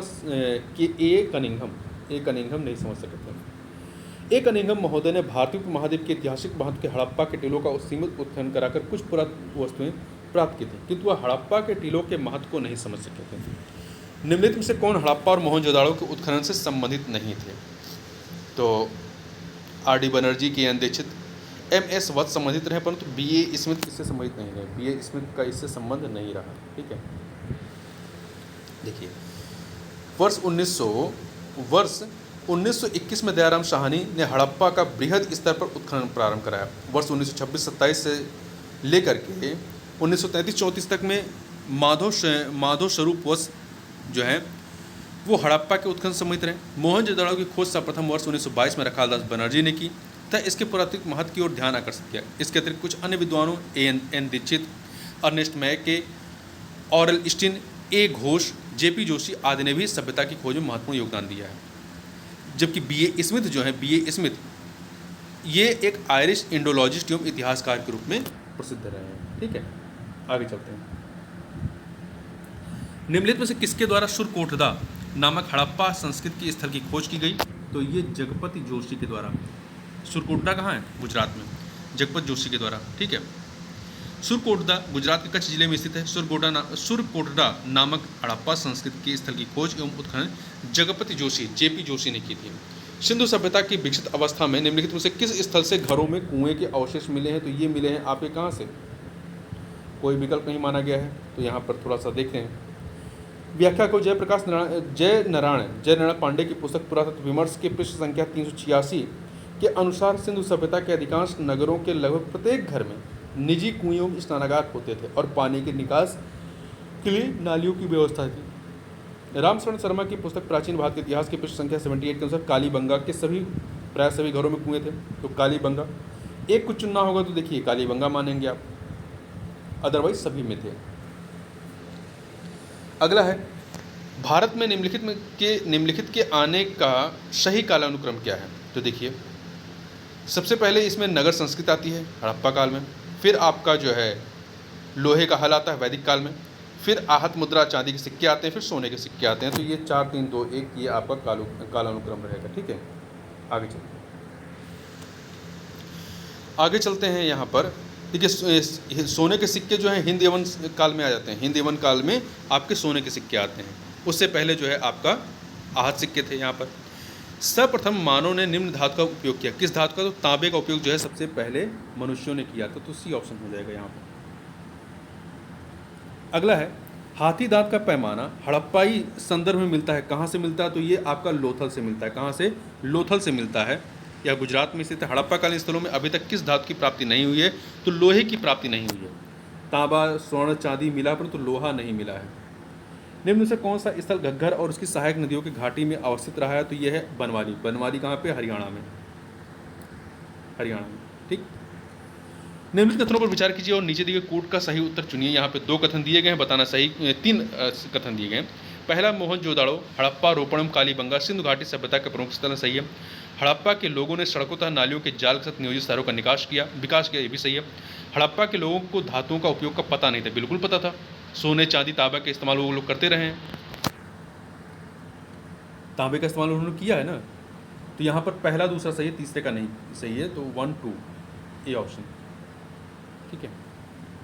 इस समय सोने तथा चांदी का आभूषण बनाए जाते थे और तांबे के साथ 3 मिला करके कांच तैयार किया जाता था। अगला है कथन कांड का प्रश्न है। कथन कांड का कथन है कि मोहनजोदड़ो तथा हड़प्पा नगर अब विलुप्त हो गए हैं, सही है। वह खुदाई के दौरान प्रकट हुए थे, ये भी सही है। परंतु ये कारण नहीं है कि मोहनजोदड़ो तथा हड़प्पा नगर अब विलुप्त हो गए क्योंकि वो खुदाई के दौरान प्रकट हुए थे। ये कथन मतलब कथन कांड दोनों सही हैं, परंतु ये व्याख्या नहीं हो रही है, स्पष्टीकरण नहीं है। तो यहाँ पे बी ऑप्शन हो जाएगा। अगले प्रश्न को देखते हैं। हड़प्पन संस्कृति के संदर्भ में शैलकृत स्थापत्य के प्रमाण कहाँ से मिले हैं? तो शैलकृत स्थापत्य के प्रमाण जो है आपके धौलावीरा से मिले। धौलावीरा कहाँ है? गुजरात में।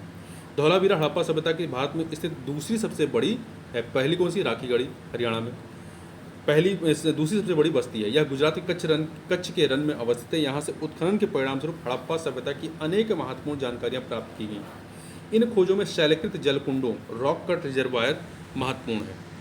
धौलावीरा किस राज्य में अवस्थित है? तो ये गुजरात में है। कहाँ पर है? गुजरात में अवस्थित है, ठीक है। अगला है कौन सा हड़प्पी नगर 3 भागों में विभक्त रहा है? तो ये है आपका धौलावीरा। 3 भाग, किला, मध्यनगर और निचला नगर। निम्नलिखित में से कौन से स्थल में 3 नगरों के अवशेष प्राप्त हुए हैं? तो धौलावीरा, गुजरात।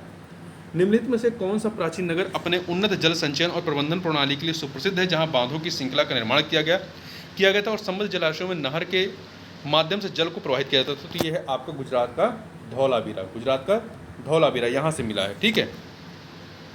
आगे चलते हैं। एक उन्नत जल प्रबंधन व्यवस्था का साक्ष्य कहाँ से प्राप्त होता है? तो धौलावीरा से। निम्नलिखित में से किस स्थल से द्विशव संस्कार डबल बरियल का प्रमाण मिलता है? तो ये आपका कहाँ से मिला है? देखिए इसका स्टार लगाया हुआ है। लोथल से सर्वाधिक 3 द्विशव समाधिकरण के साक्ष्य प्राप्त हुए हैं। कालीबंगा से भी एक मिला है, एक युगल समाधिकरण का प्रमाण मिला है। राखी गढ़ी से भी युगल समाधि प्राप्त हुई। यदि संख्या के आधार पर माना जाए तो सही विकल्प आपका लोथल हो जाएगा, क्योंकि यहाँ से 3 मिले हैं, यहाँ से 3 मिले हैं, कालीबंगा से 1 मिला है। किंतु यदि प्रमाण को आधार माना जाए तो आपका सी और डी दोनों होगा, ठीक है। लोथल और कालीबंगा, क्योंकि लोथल और कालीबंगा दोनों से मिले हैं और राखीगढ़ी से भी मिला है। आगे चलते हैं। हड़प्पन स्थल सनौती के अभी हाल में उत्खनन या अभी हाल में उत्खननों से प्राप्त हुए हैं। क्या प्राप्त हुए? मानव शवाधान। ये सनौली है कहाँ पे? उत्तर प्रदेश में। उत्तर प्रदेश के बागपत जिले में बारौद तहसील के सनौली नामक हड़प्पन पुरास्थल से क्रमबद्ध रूप से 125 मानव शवाधान प्राप्त हुए हैं, जिनकी दिशा उत्तर से दक्षिण है। इन शवाधानों के साथ दैनिक उपयोग की वस्तुएं भी मिली हैं, जिनमें गहने प्रमुख हैं। इनके साथ ही कुछ जानवरों की हड्डियां भी प्राप्त हुई हैं। हड़प्पा सभ्यता का स्थल मांडी भारत के किस राज्य में अवस्थित है? तो मांडी जो है आपका कहाँ पर है? उत्तर प्रदेश में। मांडी उत्तर प्रदेश में है, ठीक है। बघरा ब्लॉक में, मुजफ्फरनगर जिले के बघरा ब्लॉक में स्थित मांडी गांव में एक खेत में खुदाई के दौरान प्राचीन आभूषण, सिक्के, बर्तन आदि मिले और इसे हड़प्पा सभ्यता से जोड़कर देखा गया था। आगे चलते हैं। वस्त्रों के लिए कपास की खेती का आरंभ सबसे पहले किया गया कहाँ पर किया गया? भारत में किया गया। भारत में देखिए, वर्ष 1922 में रखालदास बनर्जी के नेतृत्व में सिंधु नदी के किनारे स्थित मोहनजोदड़ो उत्खनन से कपास की सूत की प्राप्ति की गई थी। निम्नलिखित में से कौन सा या से लक्षण सिंधु सभ्यता के लोगों का सही चित्रण करता है या करते हैं? पहला, उनके विशाल महल और मंदिर होते थे। नहीं, ये कथन गलत है। वे देवियों और देवताओं दोनों की पूजा करते थे। ये मान सकते हैं मात्र देवी की भी मिलती है, पशुपति की भी मिलती है। तीसरा, वह युद्ध में घोड़ों द्वारा खींचे गए रथों का प्रयोग करते थे। ये गलत है। तो यहाँ पर केवल पहला गलत है, तीसरा सही गलत है, केवल दूसरा ही सही, इसलिए बी ऑप्शन हो जाएगा, ठीक है। आगे चलते हैं। सिंधु घाटी सभ्यता के संदर्भ में निम्नलिखित कथनों पर विचार कीजिए। यहाँ पर आपके पास 2 कथन दिए गए हैं, बताना सही कौन सा। यह पहला है, यह प्रमुखता लौकिक सभ्यता थी। जो सिंधु घाटी सभ्यता थी, यह प्रमुखता लौकिक सभ्यता थी तथा उसमें धार्मिक तत्व यद्यपि उपस्थित था, परंतु वर्चस्वशाली नहीं था। दूसरा, उत्तर काल में उस काल में भारत में कपास के वस्त्र बनाए जाते थे। बिल्कुल, मोहनजोदाड़ो से कपास के साक्ष्य मिले हुए हैं सूत के। तो पहला और दूसरा दोनों ही यहाँ पर क्या हैं, वो सही हैं। तो सी ऑप्शन हो जाएगा। अगला है, निम्न स्थानों पर किस एक स्थान पर सिंधु घाटी सभ्यता से संबद्ध विख्यात वृषभ मुद्रा प्राप्त हुई है? तो वृषभ मुद्रा आपकी मोहनजोदाड़ो से प्राप्त होती है। मोहनजोदाड़ो से प्राप्त कुबड़ वाले बैल की आकृति युक्त मोहर की कलात्मकता की भूरी भूरी प्रशंसा मार्शल महोदय ने की है। इसमें बैल के अंगों में उभार और शरीर के अनुपात में जो विशेषता दिखाई गई वह अपूर्व है। सिंधु सभ्यता से प्राप्त मोहरों में कौन से वृक्ष की आकृति मिलती है? तो यहाँ पर पीपल के वृक्ष की आकृति मिलती है, पीपल की। देखिए, सिंधु की सभ्यता काल में सर्वाधिक मोहरें शलखंडी की बनी है। इसके अतिरिक्त कांचली मिट्टी, चर्ड, गोमेद आदि से बनी मोहरें भी प्राप्त होती हैं। अधिकांश मोहरें वर्गाकार या चौकोर हैं, किंतु कुछ मोहरें घनाकार हैं, गोलाकार हैं और बेलनाकार भी हैं। सिंधु सभ्यता से प्राप्त मोहरों में पीपल होता है, पीपल वृक्ष की आकृति मिलती है। निम्नलिखित में से किस पशु का अंकन हड़प्पन संस्कृत की मोहरों पर नहीं मिलता? बैल मिलता है, हाथी मिलता है, भेड़ मिलती है, परंतु घोड़ा नहीं मिलता है। घोड़े का अंकन आपको नहीं मिलता है। किस पशु के अवशेष सिंधु घाटी सभ्यता से प्राप्त नहीं हुए हैं? तो ये आपका शेर की प्राप्त नहीं हुए हैं। ठीक है, घोड़ा, गाय, हाथी के मिले हैं। देखिए, दिए गए विकल्पों में से गाय और हाथी के अवशेष तो सिंधु घाटी सभ्यता से प्राप्त हुए हैं, किंतु घोड़े के अवशेष सिंधु घाटी की सभ्यता से प्राप्त होने के संबंध में विद्वानों में मतभेद है। हालांकि गुजरात के कोडदा में पाए गए हैं, ऐसा माना जाता है। आधुनिक उत्खनन के निष्कर्षों के आधार पर अनेक प्रख्यात विद्वानों ने घोड़े के अवशेषों के सिंधु घाटी की सभ्यता से प्राप्त होने के अभिमत की पुष्टि की है। दूसरी ओर सिंधु घाटी की सभ्यता के उत्खनन से शेर के अवशेषों की प्राप्ति का उल्लेख नहीं प्राप्त होता है। अगला, निम्नलिखित में से कौन सा जानवर सिंधु घाटी सभ्यता के लोगों को नहीं पता था? बैल, हाथी, घोड़ा। उपयुक्त में से कोई नहीं। तो उपयुक्त में से कोई नहीं, बैल भी पता था, हाथी पता था, घोड़ा भी पता था। यहाँ पर डी ऑप्शन हो जाएगा। ठीक है, आगे चलते हैं। अगला प्रश्न है, IIT खड़गपुर के अध्ययन दल की रिपोर्ट के अनुसार लगातार कितने वर्षों की न के बराबर वर्षा का होना सिंधु घाटी सभ्यता के पतन का कारण था? तो करीब 900 वर्ष पानी का न बरसना। 2018 में IIT खड़गपुर के अध्ययन द्वारा जारी रिपोर्ट के अनुसार लगातार 900 वर्षों तक पड़े सूखे के कारण सिंधु सभ्यता का पतन हो गया। ध्यातव्य है कि ऑरल स्टीन जैसे विद्वानों ने भी हड़प्पा सभ्यता के पतन हेतु जलवायु परिवर्तन को प्रमुख कारण माना है। अगला है, मृड़ पट्टिका पर उत्कीर्ण सिंह युक्त देवता की कृति प्राप्त होती है। कहाँ से प्राप्त होती है? तो कालीबंगा से। कालीबंगा, राजस्थान। कालीबंगा के मृड़ पट्टिका पर एक और दोहरे सींग वाले देवता का अंकन है। इसके अतिरिक्त मोहनजोदड़ो से भी एक सींग युक्त देवता का चित्र प्राप्त होता है। अगला है, निम्नलिखित में से कौन सी सभ्यता नील नदी के तट पर पनपी? तो ये आपकी मिस्र की सभ्यता थी। कौन सी थी? मिस्र की सभ्यता। ठीक है, निम्नलिखित सभ्यताओं का उत्तर से दक्षिण का सही क्रम कौन सा है? उत्तर से दक्षिण का सही क्रम। तो यहाँ पर हम लोग इसकी उत्तर में देख लेते हैं। देखिए, एजटेक, यहाँ पर देखिए डी वाला ऑप्शन एजटेक है सबसे उत्तर में। उत्तर से दक्षिण जाना है एजटेक, फिर माया, फिर मोइस्का, फिर इनका। इनके बारे में थोड़ा सा देख लेते हैं। एजटेक सभ्यता का विस्तार मेसो अमेरिका के उत्तरी भाग पर था। मेसो अमेरिका के अंतर्गत मध्य मैक्सिको से लेकर के Belize, Guatemala, El Salvador, Honduras, Nicaragua और उत्तरी कोस्टारिका तक के क्षेत्र शामिल हैं। इस प्रकार एजटेक सभ्यता का विस्तार मध्य मैक्सिको में था। मैक्सिको में माया सभ्यता का विस्तार मेसो अमेरिका के दक्षिणी भाग अर्थात दक्षिणी मैक्सिको से लेकर ग्वाटेमाला, उत्तरी बेलिज तथा अल सल्वाडोर एवं होंडुरास के पश्चिमी भाग तक था। इसके अलावा मोइस्का सभ्यता, जो तीसरा है मोइस्का सभ्यता, यह दक्षिणी अमेरिका महाद्वीप के कोलंबिया के पूर्वी भाग में विस्तृत थी, जबकि इंका सभ्यता का विस्तार दक्षिण अमेरिका के पश्चिमी भाग में उत्तर में क्विटो से लेकर दक्षिण में सेंटियागो तक था। इस प्रकार स्पष्ट है कि उत्तर से दक्षिण यदि क्रम लगाएंगे तो सबसे उत्तर में एजटेक है, फिर माया, फिर मोइस्का, फिर सबसे दक्षिण में इंका है। लेखन कला की उचित प्रणाली विकसित करने वाली सर्वप्रथम प्राचीन सभ्यता कौन सी थी? तो ये सुमेरिया सभ्यता के लोग प्राचीन विश्व के प्रथम लिपि आविष्कार करता थे। इनकी प्रारंभिक लिपि का स्वरूप अत्यंत सरल एवं आदिम था। सुमेरिया का क्यूनिफॉर्म लिपि को सामान्यतः प्राचीनतम लिपि माना जाता है। अब हम लोग वैदिक काल संबंधित प्रश्नों को देख लेते हैं। यहाँ पे पहला प्रश्न है कि आर्य शब्द इंगित करता है किससे? तो जो आर्य शब्द है ये आपका श्रेष्ठ वंश को इंगित करता है, डी ऑप्शन। देखिए आर्य शब्द प्राचीन भारोपीय एवं प्राचीन ईरानी भाषा बोलने वालों के लिए प्रयुक्त शब्द रहा है। वैदिक संस्कृत में आर्य शब्द श्रेष्ठ, शिष्ट अथवा सज्जन तथा नैतिक अर्थ में महाकुल, कुलीन, सभ्य, साधु आदि के लिए प्रयुक्त हुआ है। सारायणाचार्य ने अपने ऋग भाष्य में आर्य का अर्थ विज्ञ यज्ञ का अनुष्ठाता, विज्ञ श्रोता, आदरणीय अथवा सर्वत्र गंतव्य, उत्तम वर्ष, मनु, कर्मयुत्तर और कर्मानुष्ठान से श्रेष्ठ आदि बताया है। अतः आर्य का शाब्दिक अर्थ श्रेष्ठ या कुलीन हो जाएगा। क्लासिकीय संस्कृत में आर्य शब्द का अर्थ क्या है? तो ये है आपका एक उत्तम व्यक्ति, श्रेष्ठ या कुलीन। सबसे पुराना वेद कौन सा? सबसे पुराना वेद आपका ऋग्वेद है। 4 वेद हैं, ऋग्वेद, सामवेद, यजुर्वेद और अथर्ववेद। इनमें ऋग्वेद सर्वाधिक प्राचीन है। त्रयी नाम किसका है? 3 वेदों का नाम त्रयी है। 3 वेद कौन से हैं? ऋग्वेद, यजुर्वेद, सामवेद। अथर्ववेद त्रयी में नहीं आता, ध्यान रखिए। अथर्ववेद जो है वो त्रयी में नहीं आता है। त्रयी में कौन आते हैं? ऋग्वेद, यजुर्वेद और सामवेद। किस वैदिक ग्रंथ में वर्ण शब्द का सर्वप्रथम नामोल्लेख मिलता है? वर्ण शब्द का सर्वप्रथम नामोल्लेख ऋग्वेद में मिलता है। कहाँ मिलता है? ऋग्वेद में मिलता है। ठीक है। ऋग्वेद में वर्ण शब्द रंग के अर्थ में तथा कहीं कहीं व्यवसाय चयन के अर्थ में प्रयुक्त हुआ है। आर्यों को गौर वर्ण तथा दासों को कृष्ण वर्ण का कहा गया है। ऋग्वेद के 10वें मंडल के पुरुष सूक्त में सर्वप्रथम शूद्र वर्ण का उल्लेख मिलता है।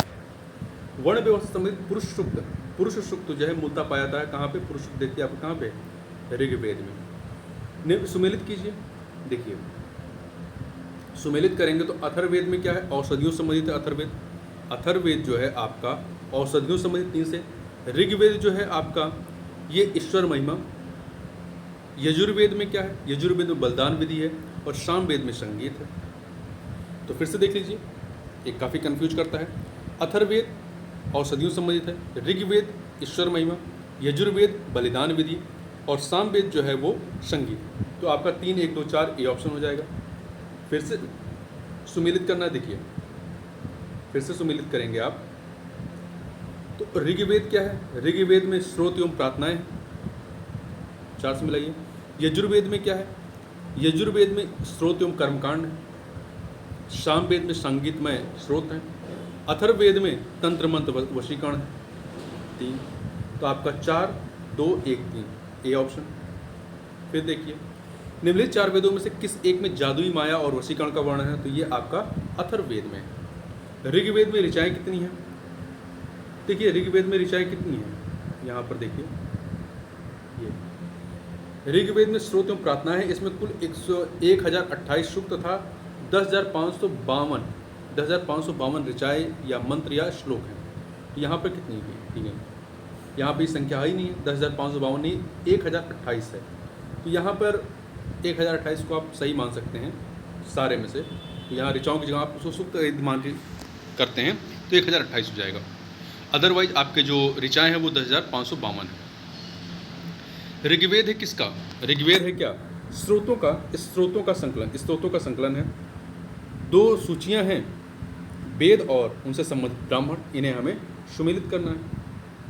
देखिए ऋग्वेद संबंध जो ब्राह्मणों का है ऐतरेय है। ऋग्वेद का संबंध ऐतरेय ब्राह्मण से है। सामवेद का पंचविश से, अथर्ववेद का गोपद से और यजुर्वेद का शतपथ है। ध्यान रखिएगा जो वेद त्रयी है, वेद त्रयी में अथर्ववेद नहीं आता है। ठीक है। ऋग्वेद का संबंध ऐतरेय ब्राह्मण से, सामवेद का पंचविश से, अथर्ववेद का गोपद से और यजुर्वेद का शतपथ से। निम्नलिखित में से कौन सा ब्राह्मण ग्रंथ ऋग्वेद से संबंधित है? तो अभी हमने देखा ऋग्वेद संबंधित कौन सा? ऐतरेय है, ऐतरेय ब्राह्मण है। ब्राह्मण ग्रंथ यज्ञों तथा उनके अनुष्ठान के विधि विधानों के संबंध में जानकारी देते हैं। ऐतरेय ब्राह्मण तथा कौशिकीय ब्राह्मण 2 हैं, ऋग्वेद संबंधित हैं। ऐतरेय ब्राह्मण और कौशिकीय ब्राह्मण या संखायन ब्राह्मण ऋग्वेद से, पंचविश या तांड्य ब्राह्मण तथा जैमिनी ब्राह्मण सामवेद से, शतपथ ब्राह्मण यजुर्वेद से, जबकि गोपद ब्राह्मण जो है वो अथर्ववेद से संबंधित है। गोपद ब्राह्मण संबंधित है किससे? अभी हमने बात की अथर्ववेद से। निम्नलिखित में से कौन सा शुल्क यजुर्वेद की संहिता है?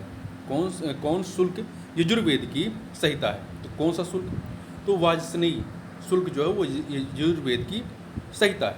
देखिए शुल्क यजुर्वेद की संहिता वाजसनेयी संहिता है। शुक्ल यजुर्वेद की 2 शाखाएं हैं, कांड तथा मध्यानिंदन। ध्यातव्य की वासनीय संहिता पूर्णतः पद्य शैली में रचित है, इसमें गद्य का प्रयोग नहीं है। अगला है ऋग्वेद का कौन सा मंडल पूर्णतः सोम को समर्पित है?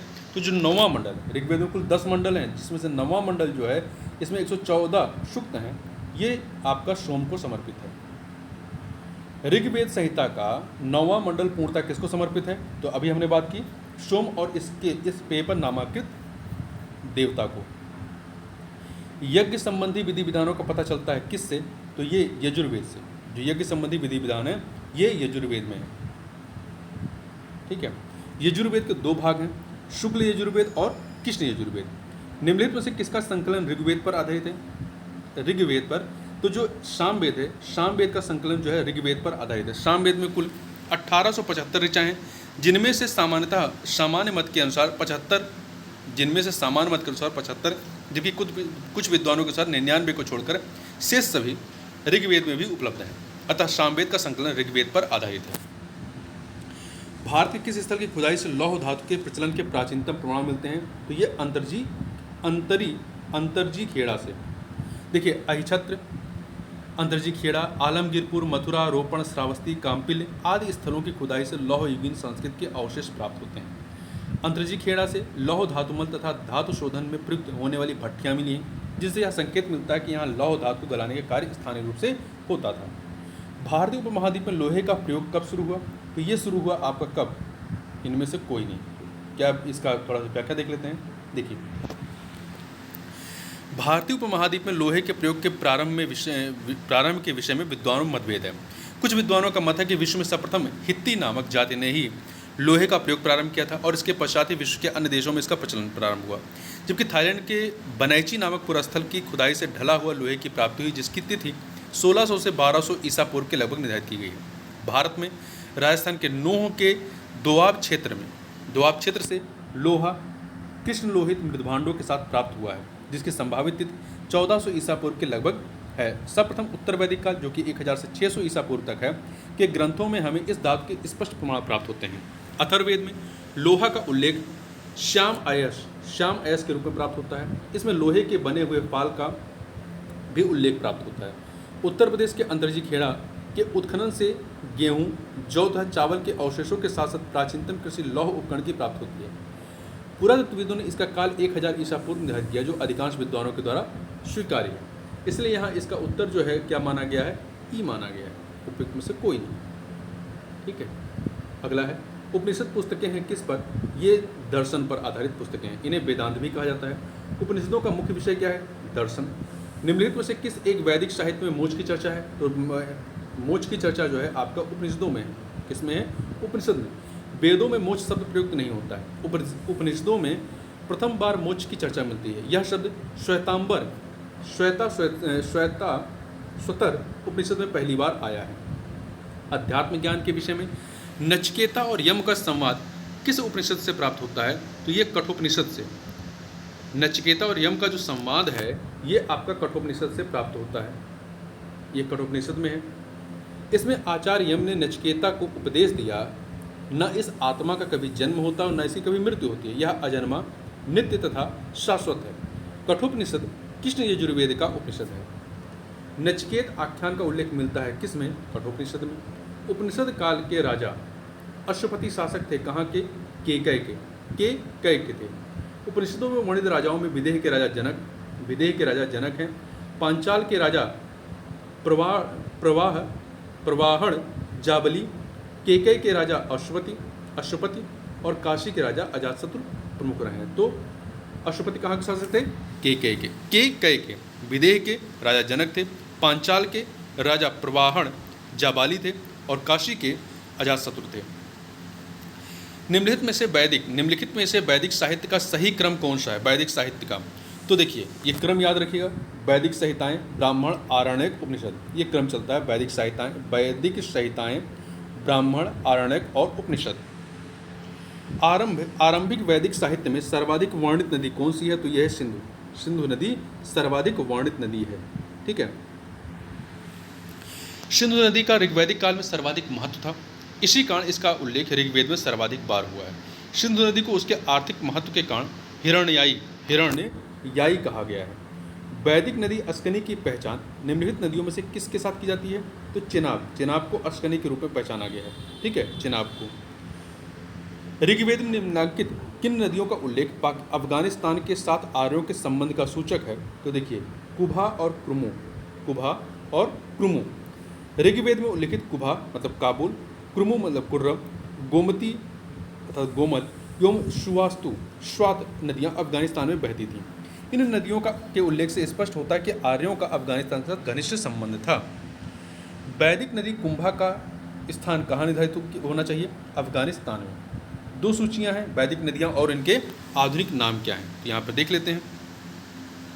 देखिए, कुंभा का वैदिक नाम क्या है, मतलब आधुनिक नाम क्या है? ये है आपका काबुल। परशुणी का रावी है। सदानीरा का गंडक। शतुद्री या शतुद्री ये सतलुज है, सतलुज। तो फिर से देख लीजिए, कुंभा है काबुल, परशुणी जो है रावी, सदानीरा गंडक है और शतुद्री या शतुद्री सतलुज है। आगे चलते हैं। महाभारत काल में महानदी का नाम क्या था? महाभारत काल में महानदी का नाम जो है क्या मिलता है? चित्रोत्पला मिलता है। ठीक है, महानदी का उल्लेख महाभारत के भीष्म पर्व में प्राप्त होता है। वायु पुराण में महानदी का पौराणिक नाम क्या था?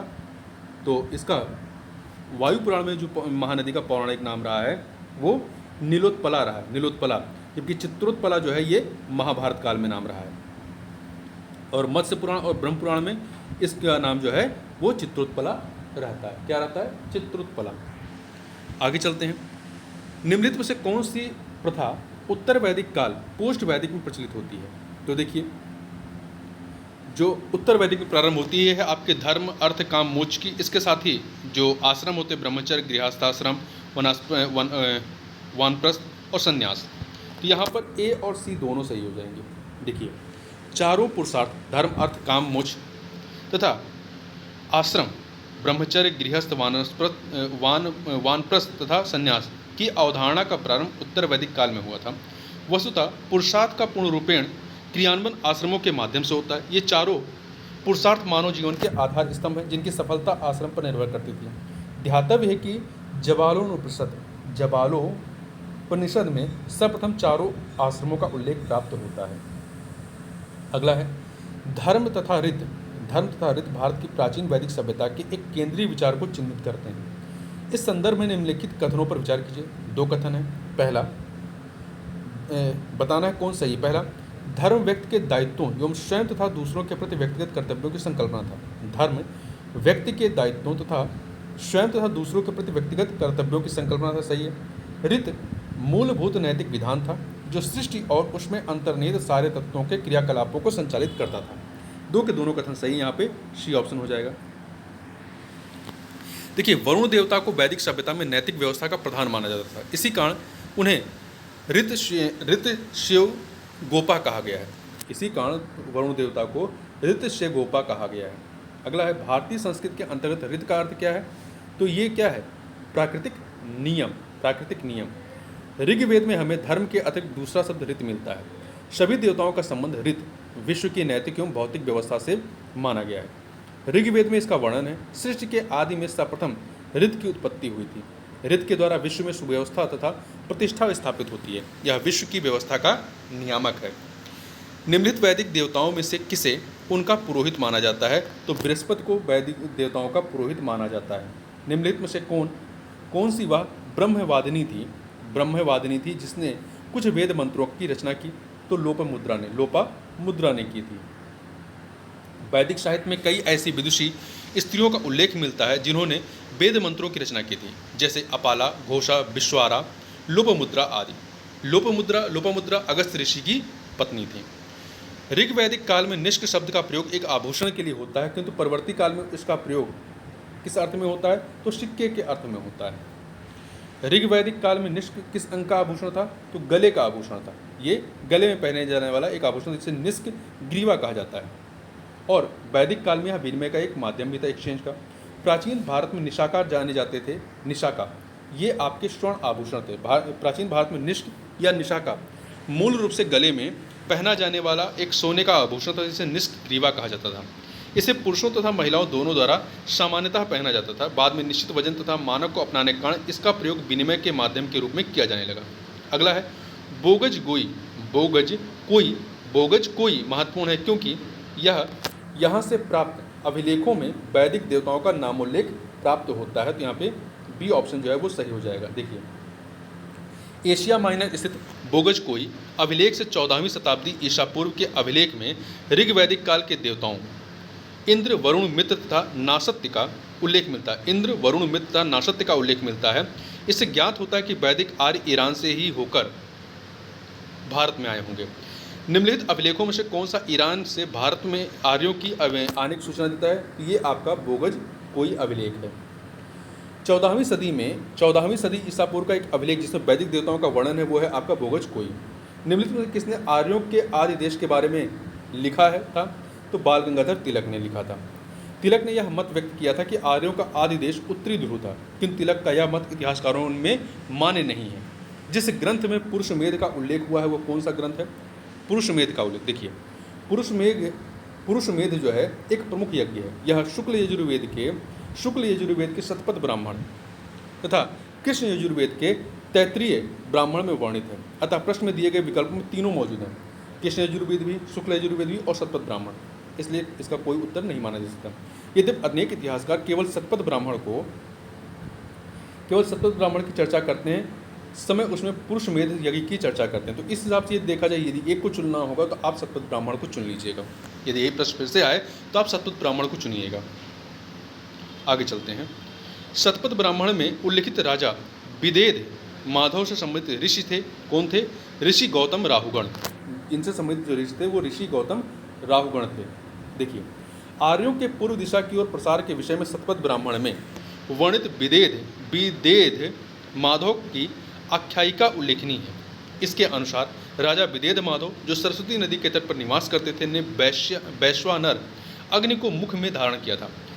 घृत का नाम लेते ही वह अग्नि मुख से निकलकर पृथ्वी पर आ गई थी तथा नदियों को जलाते हुए पूर्व की ओर बढ़ गई।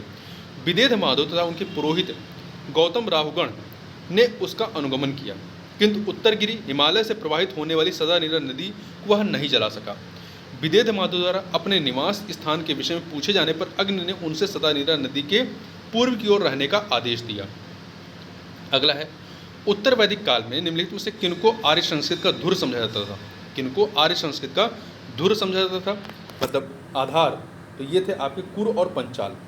उत्तर वैदिक काल में नगरीकरण की प्रक्रिया आरंभ हो जाती है। कुरु और पंचाल इस समय के प्रमुख नगर बन गए थे। ये नगर उत्तर वैदिक सभ्यता के मुख्य केंद्र या धुर या हब थे, कुरु और पंचाल। गोत्र शब्द का प्रयोग सर्वप्रथम कहाँ होता है? तो इसका सर्वप्रथम प्रयोग जो है ऋग्वेद में होता है। ऋग्वेद में गोत्र शब्द का मूल अर्थ है गोष्ठ अथवा वह स्थान जहाँ समूचे कुल का गोधन पाला जाता है। पूर्व वैदिक आर्यों का धर्म प्रमुखता क्या था? तो इनका धर्म जो था वो प्रकृति पूजा और यज्ञ था। ऋग्वेद काल में जनता निम्न में से मुख्यतः किसमें विश्वास करती थी? तो ये जो है आपका बलि एवं कर्मकांड में। ऋग्वैदिक काल में लोग प्रकृति की शक्तियों, वैदिक देवताओं एवं देवियों की प्रार्थना, यज्ञ जिसमें बलि और कर्मकांड निहित थे में विश्वास करते थे। प्रसिद्ध 10 राजाओं का युद्ध किस नदी के तट पर लड़ा गया था? तो ये जो युद्ध है आपका, ये युद्ध परशुनी नदी के तट पर लड़ा गया था। किस नदी के? परशुनी। 10 राग युद्ध या 10 राजाओं का युद्ध परशुनी नदी, आधुनिक नाम इसका रावी नदी है, इसके तट पर लड़ा गया था, जिसमें भरतों के राजा सुदास की विजय हुई थी। ठीक। ऋग्वेद में उल्लिखित प्रसिद्ध 10 राजाओं का युद्ध किस नदी के किनारे लड़ा गया था? परशुनी, जिसे रावी के नाम से जानते हैं। निम्न से किस नदी को ऋग्वेद में मातित्मा, देवितमा और नदीतमा संबोधित किया गया है? तो सरस्वती को जो है मातित्मा, देवितमा और नदीतमा के नाम से संबोधित किया गया है। यहाँ पे बी ऑप्शन हो जाएगा। उस जनजाति का नाम बताइए जो ऋग्वैदिक आर्यों के पंचजन से संबंधित नहीं था। तो पंचजन में यदु, पुरु, तुर्वसु ये शामिल थे, परंतु किकट इसमें शामिल नहीं थे। देखिए 5 कौन थे उनको थोड़ा याद रखिएगा। ऋग्वैदिक आर्यों के पंचजनों में यदु, द्रुह्यु, पुरु, अनु, तुवर्सु ये शामिल थे। यदु, द्रुह्यु, पुरु, अनु, तुवर्सु ये नाम याद रख लीजिएगा। ठीक है। प्राचीन काल में आर्यों के जीविकोपार्जन का मुख्य साधन क्या था? तो कृषि था। ठीक है। आर्य संस्कृत मूलतः पशुपालक एवं कृषि संस्कृत रही है। ऋग्वेद में कई मंत्रों में कृषि तथा उसके कार्यकलापों का वर्णन है। अच्छी कृषि के लिए वर्षा की कामना की गई था। पशुओं को चराने और पालने के लिए अनेक स्थलों का वर्णन है, अनेक स्थलों पर वर्णन है। उत्तर वैदिक काल तो कृषि प्रधान संस्कृत ही था। अगला है, ऋग्वेद में उल्लिखित यव शब्द किस कृषि उत्पाद हेतु प्रयुक्त किया गया? तो यव जो है जौ के लिए, यव जो है यव शब्द जौ के लिए है। यहाँ पे दो सूचियाँ हैं, मतलब ऋग्वेद मतलब वैदिक काल में जो फसलों के नाम थे और वर्तमान में उन फसलों के जो आधुनिक नाम है उनको यहाँ सुमेलित करना है। ब्रीही आपका चावल, ब्रीही चावल था। मुदग, मुदग मूंग था। यव जौ था और इच्छू गन्ना। फिर से देख लीजिए, ब्रीही चावल, मुदग मूंग, यव जौ और इच्छू गन्ना। आगे चलते हैं। ऋग्वैदिक पणि किस वर्ग के नागरिक थे? तो पणि जो है ये आपके व्यापारी थे। ऋग्वेद में पणि शब्द का उल्लेख कई स्थानों पर हुआ है। पणि ऋण देते थे तथा ब्याज बहुत अधिक लेते थे। उन्हें बेकनाट सूदखोर कहा गया, बेकनाट कहा गया है। वैदिक युग में प्रचलित लोकप्रिय शासन प्रणाली कौन सी थी? तो यहाँ पर वंश परंपरागत राजतंत्र, वंश परंपरागत राजतंत्र। ये जनता द्वारा चुनाव के भी कुछ उदाहरण मिलते हैं। वैदिक युगीन सभा, वैदिक युगीन सभा क्या थी? ये मंत्री परिषद थी। देखिए, वैदिक काल में सभा एवं समिति नामक दो संस्थाएं राजा की निरंकुशता पर नियंत्रण करती थी। संभवतः सभा जो थी वो कुलीन या वृद्ध मनुष्यों की संस्था थी, जिसमें उच्च कुल में उत्पन्न व्यक्ति ही भाग ले सकते थे। अगला है, किस वेद में सभा और समिति को प्रजापति की दो पुत्रियां कहा गया है? तो ये अथर्ववेद में कहा गया है। अथर्ववेद में सभा और समिति को प्रजापति की दो पुत्रियां कहा गया है। ऋग्वैदिक जन सभा जो न्यायिक कार्यों से संबंधित थी, ये कौन सी थी? तो सभा थी। सभा, समिति और विदत, सभा, समिति और विदत ऋग्वैदिक कालीन जनतांत्रिक संस्थाएं थीं। इन संस्थाओं में सभा न्यायिक कार्यों से संबंधित थी। ऋग्वेद में सभा का 8 बार उल्लेख हुआ है। वैदिक कालीन प्रशासन में भागदू कौन अधिकारी थे? तो ये आपके राजस्व कर जमा करने वाले अधिकारी थे। राजस्व कर जमा करने वाले अधिकारी थे, मतलब अर्थ मंत्री थे। जबकि जो आपके अच्छुआप जो थे ये धूत अधिकारी, जुआ वाले, और आय व्यय गणना अध्यक्ष होता था। आय व्यय गणना अध्यक्ष होता था। ठीक है, जो अच्छुआप होता था ये धूत अधिकारी एवं आय व्यय गणना अध्यक्ष होता था। अगला है, आयुर्वेद अर्थात जीवन का विज्ञान का उल्लेख सर्वप्रथम मिलता है कहाँ पर? तो अथर्ववेद मिलता है। आयुर्वेद का उल्लेख जो है अथर्ववेद में मिलता है। अथर्ववेद में सामान्य मनुष्यों के विचारों तथा अंधविश्वासों का विवरण मिलता है। इसमें विविध विषयों यथा रोग निवारण, समनव्य, राजभक्ति, विवाह तथा प्रणय गीतों आदि के विवरण सुरक्षित हैं। ऋग्वैदिक धर्म क्या था? ये बहुदेववादी था। क्या था? बहुदेववादी था। ठीक है, आगे चलते हैं। सर्वाधिक ऋग्वैदिक सूक्त समर्पित हैं किसको? तो ये इंद्र को समर्पित हैं। किसको समर्पित हैं? इंद्र को सर्वाधिक समर्पित हैं। 250 सूक्त जो है इंद्र को समर्पित हैं। ठीक है, इसके बाद दूसरे नंबर पे अग्नि को 200 सूक्त समर्पित हैं। देखिए, इंद्र जो है आर्यों का युद्ध का देवता था, वर्षा का देवता माना जाता है। अगला है, निम्नलिखित में से किसे ऋग्वेद में युद्ध देवता समझा जाता रहा है? तो इंद्र को। ऋग्वेद में सर्वाधिक संख्या में मंत्र संबंधित है किससे? तो सबसे अधिक इंद्र से। तो विकल्प में इंद्र नहीं है, तो दूसरे नंबर पे आपका अग्नि है, तो ए ऑप्शन हो जाएगा। ऋग्वेद के सर्वाधिक मंत्र किस वैदिक देवता को समर्पित है? इंद्र को। वैदिक देवता इंद्र के विषय में निम्नलिखित कथनों पर विचार कीजिए। तो नीचे दिए कोड से सही उत्तर चुनिए। 4 चीज़ें दी गई। ये झंझावात के देवता थे, सही है। पापियों को दंड देते थे, नहीं। नैतिक व्यवस्था के संरक्षक थे, नहीं, ये वरुण थे। वर्षा के देवता थे, सही है। तो पहला और चौथा यहाँ पे डी ऑप्शन हो जाएगा। ठीक है, पहला और चौथा। देखिए, थोड़ा सा पढ़ लेते हैं। ऋग्वेद में इंद्र का वर्णन सर्वाधिक प्रतापी देवता के रूप में किया जाता है, जिसे 250 सूक्त समर्पित हैं।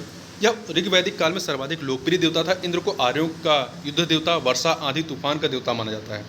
इंद्र को वृतासुर नामक राक्षस का वध करने वाला, वृतासुर हंता, पुरभिद किला को भेदने वाला, सोमापा सोम का अत्यधिक पान करने वाला, सतकृति 100 शक्तियों का स्वामी आदि नामों से जाना जाता है। नैतिक व्यवस्था का संरक्षक वरुण को कहा गया है। इसके अतिरिक्त कुछ मंत्रों में पापियों को दंड देने के लिए इंद्र और सोम से प्रार्थना की गई है। इससे स्पष्ट है कि इंद्र पापियों को दंड भी देते थे। तो इस प्रकार से विकल्प में आपका पापियों को दंड देने वाला 1, 2, 4 होना चाहिए, परंतु चूंकि ये विकल्प में नहीं है तो इसलिए आप 1, 4 को मानेंगे। ठीक है, आगे चलते हैं। निम्नलिखित में से पूर्व वैदिक आर्यों का सर्वाधिक लोकप्रिय देवता कौन था? तो ये आपका इंद्र था। वैदिक देवमंडल में निम्न से कौन देवता युद्ध का देवता था? इंद्र। 800 से 600 ईसा पूर्व का काल किस युग से जुड़ा हुआ है? तो ये आपका ब्राह्मण युग से जुड़ा हुआ है। ब्राह्मण युग। 800 से 600 ईसा पूर्व का काल ब्राह्मण ग्रंथों के प्रणयन युग से जुड़ा है। प्रायः 7वीं या 6ठी शताब्दी ईसा पूर्व से लेकर 3री शताब्दी ईस्वी तक का समय जो है 7वीं या 6ठी शताब्दी ईसा पूर्व से लेकर 3री शताब्दी ईस्वी तक का समय को सूत्र काल कहा जाता है या सूत्र युग कहा जाता है। गायत्री मंत्र किस पुस्तक में मिलता है? ये आपका ऋग्वेद में मिलता है। इसके रचनाकार विश्वामित्र हैं। यह सवृत्ति सूर्य देवता को समर्पित है।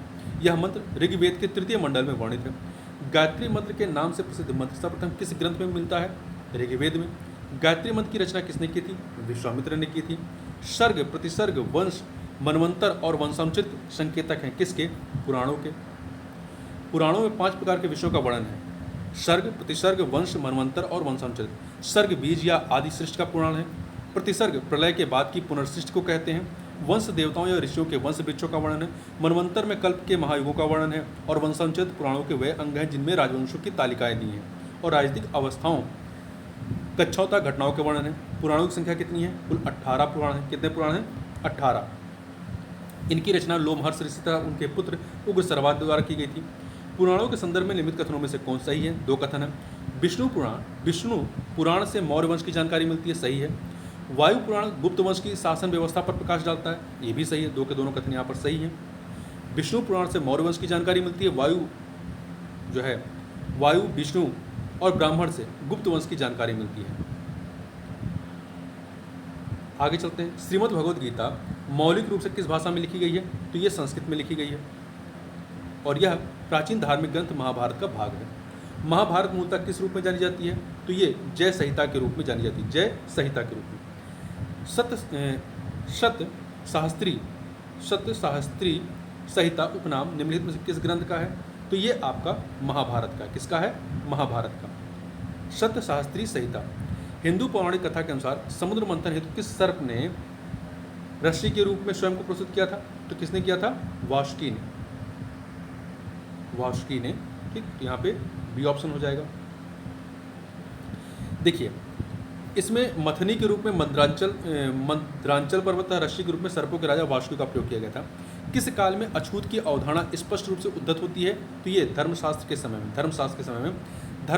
में मतलब सूत्र काल में 4 वर्णों ब्राह्मण, क्षत्रिय, वैश्य एवं शूद्र के अतिरिक्त समाज में अनेक अन्य जातियों यथा अम्बष्ट, उग्र, निषाद, मागध, वैदेहक, रथकार आदि का आविर्भाव अनुलोम एवं प्रतिलोम विवाहों के फलस्वरूप हो गया।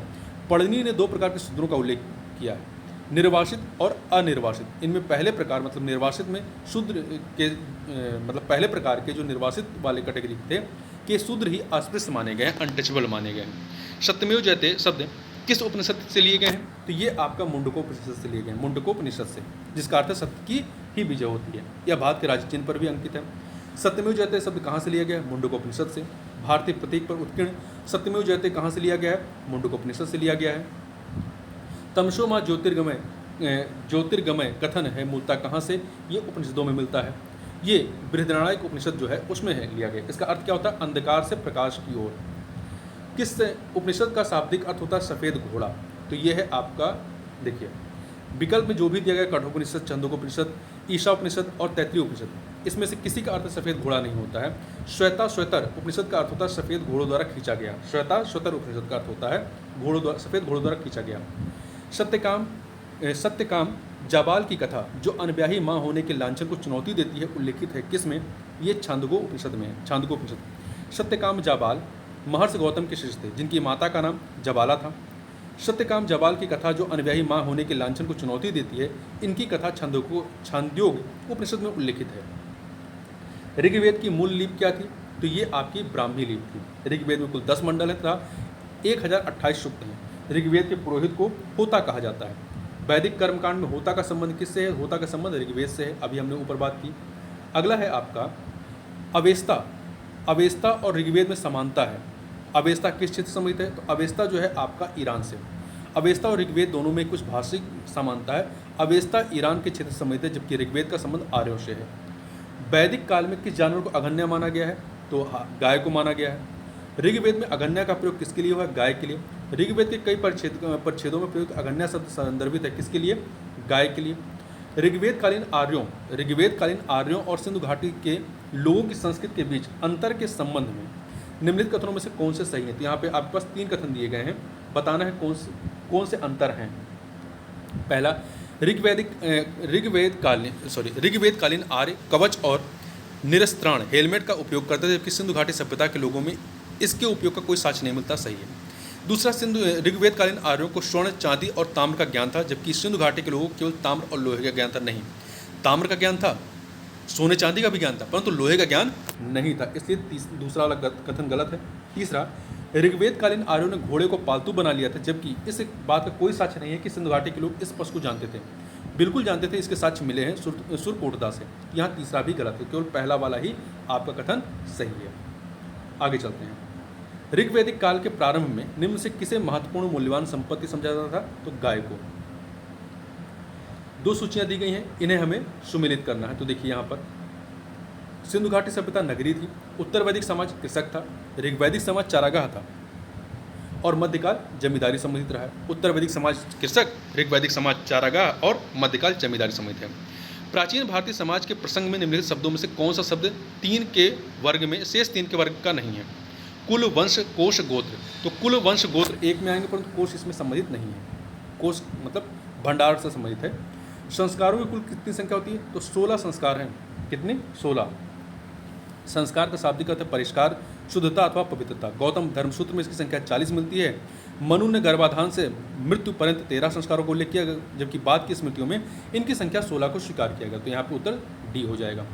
जीविकोपार्जन हेतु वेदांग पढ़ाने वाला अध्यापक कहलाता था उपाध्याय कहलाता था। आगे चलते हैं। अब तो यहाँ पर हम लोग जो है बस इतना ही। अब इससे आगे जो बौद्ध धर्म संबंधित हैं, इन प्रश्नों को हम लोग नेक्स्ट वाले वीडियो में कवर करेंगे। तो इस वीडियो में बस इतना ही। मिलते हैं नेक्स्ट वीडियो में, तब तक के लिए बहुत बहुत धन्यवाद।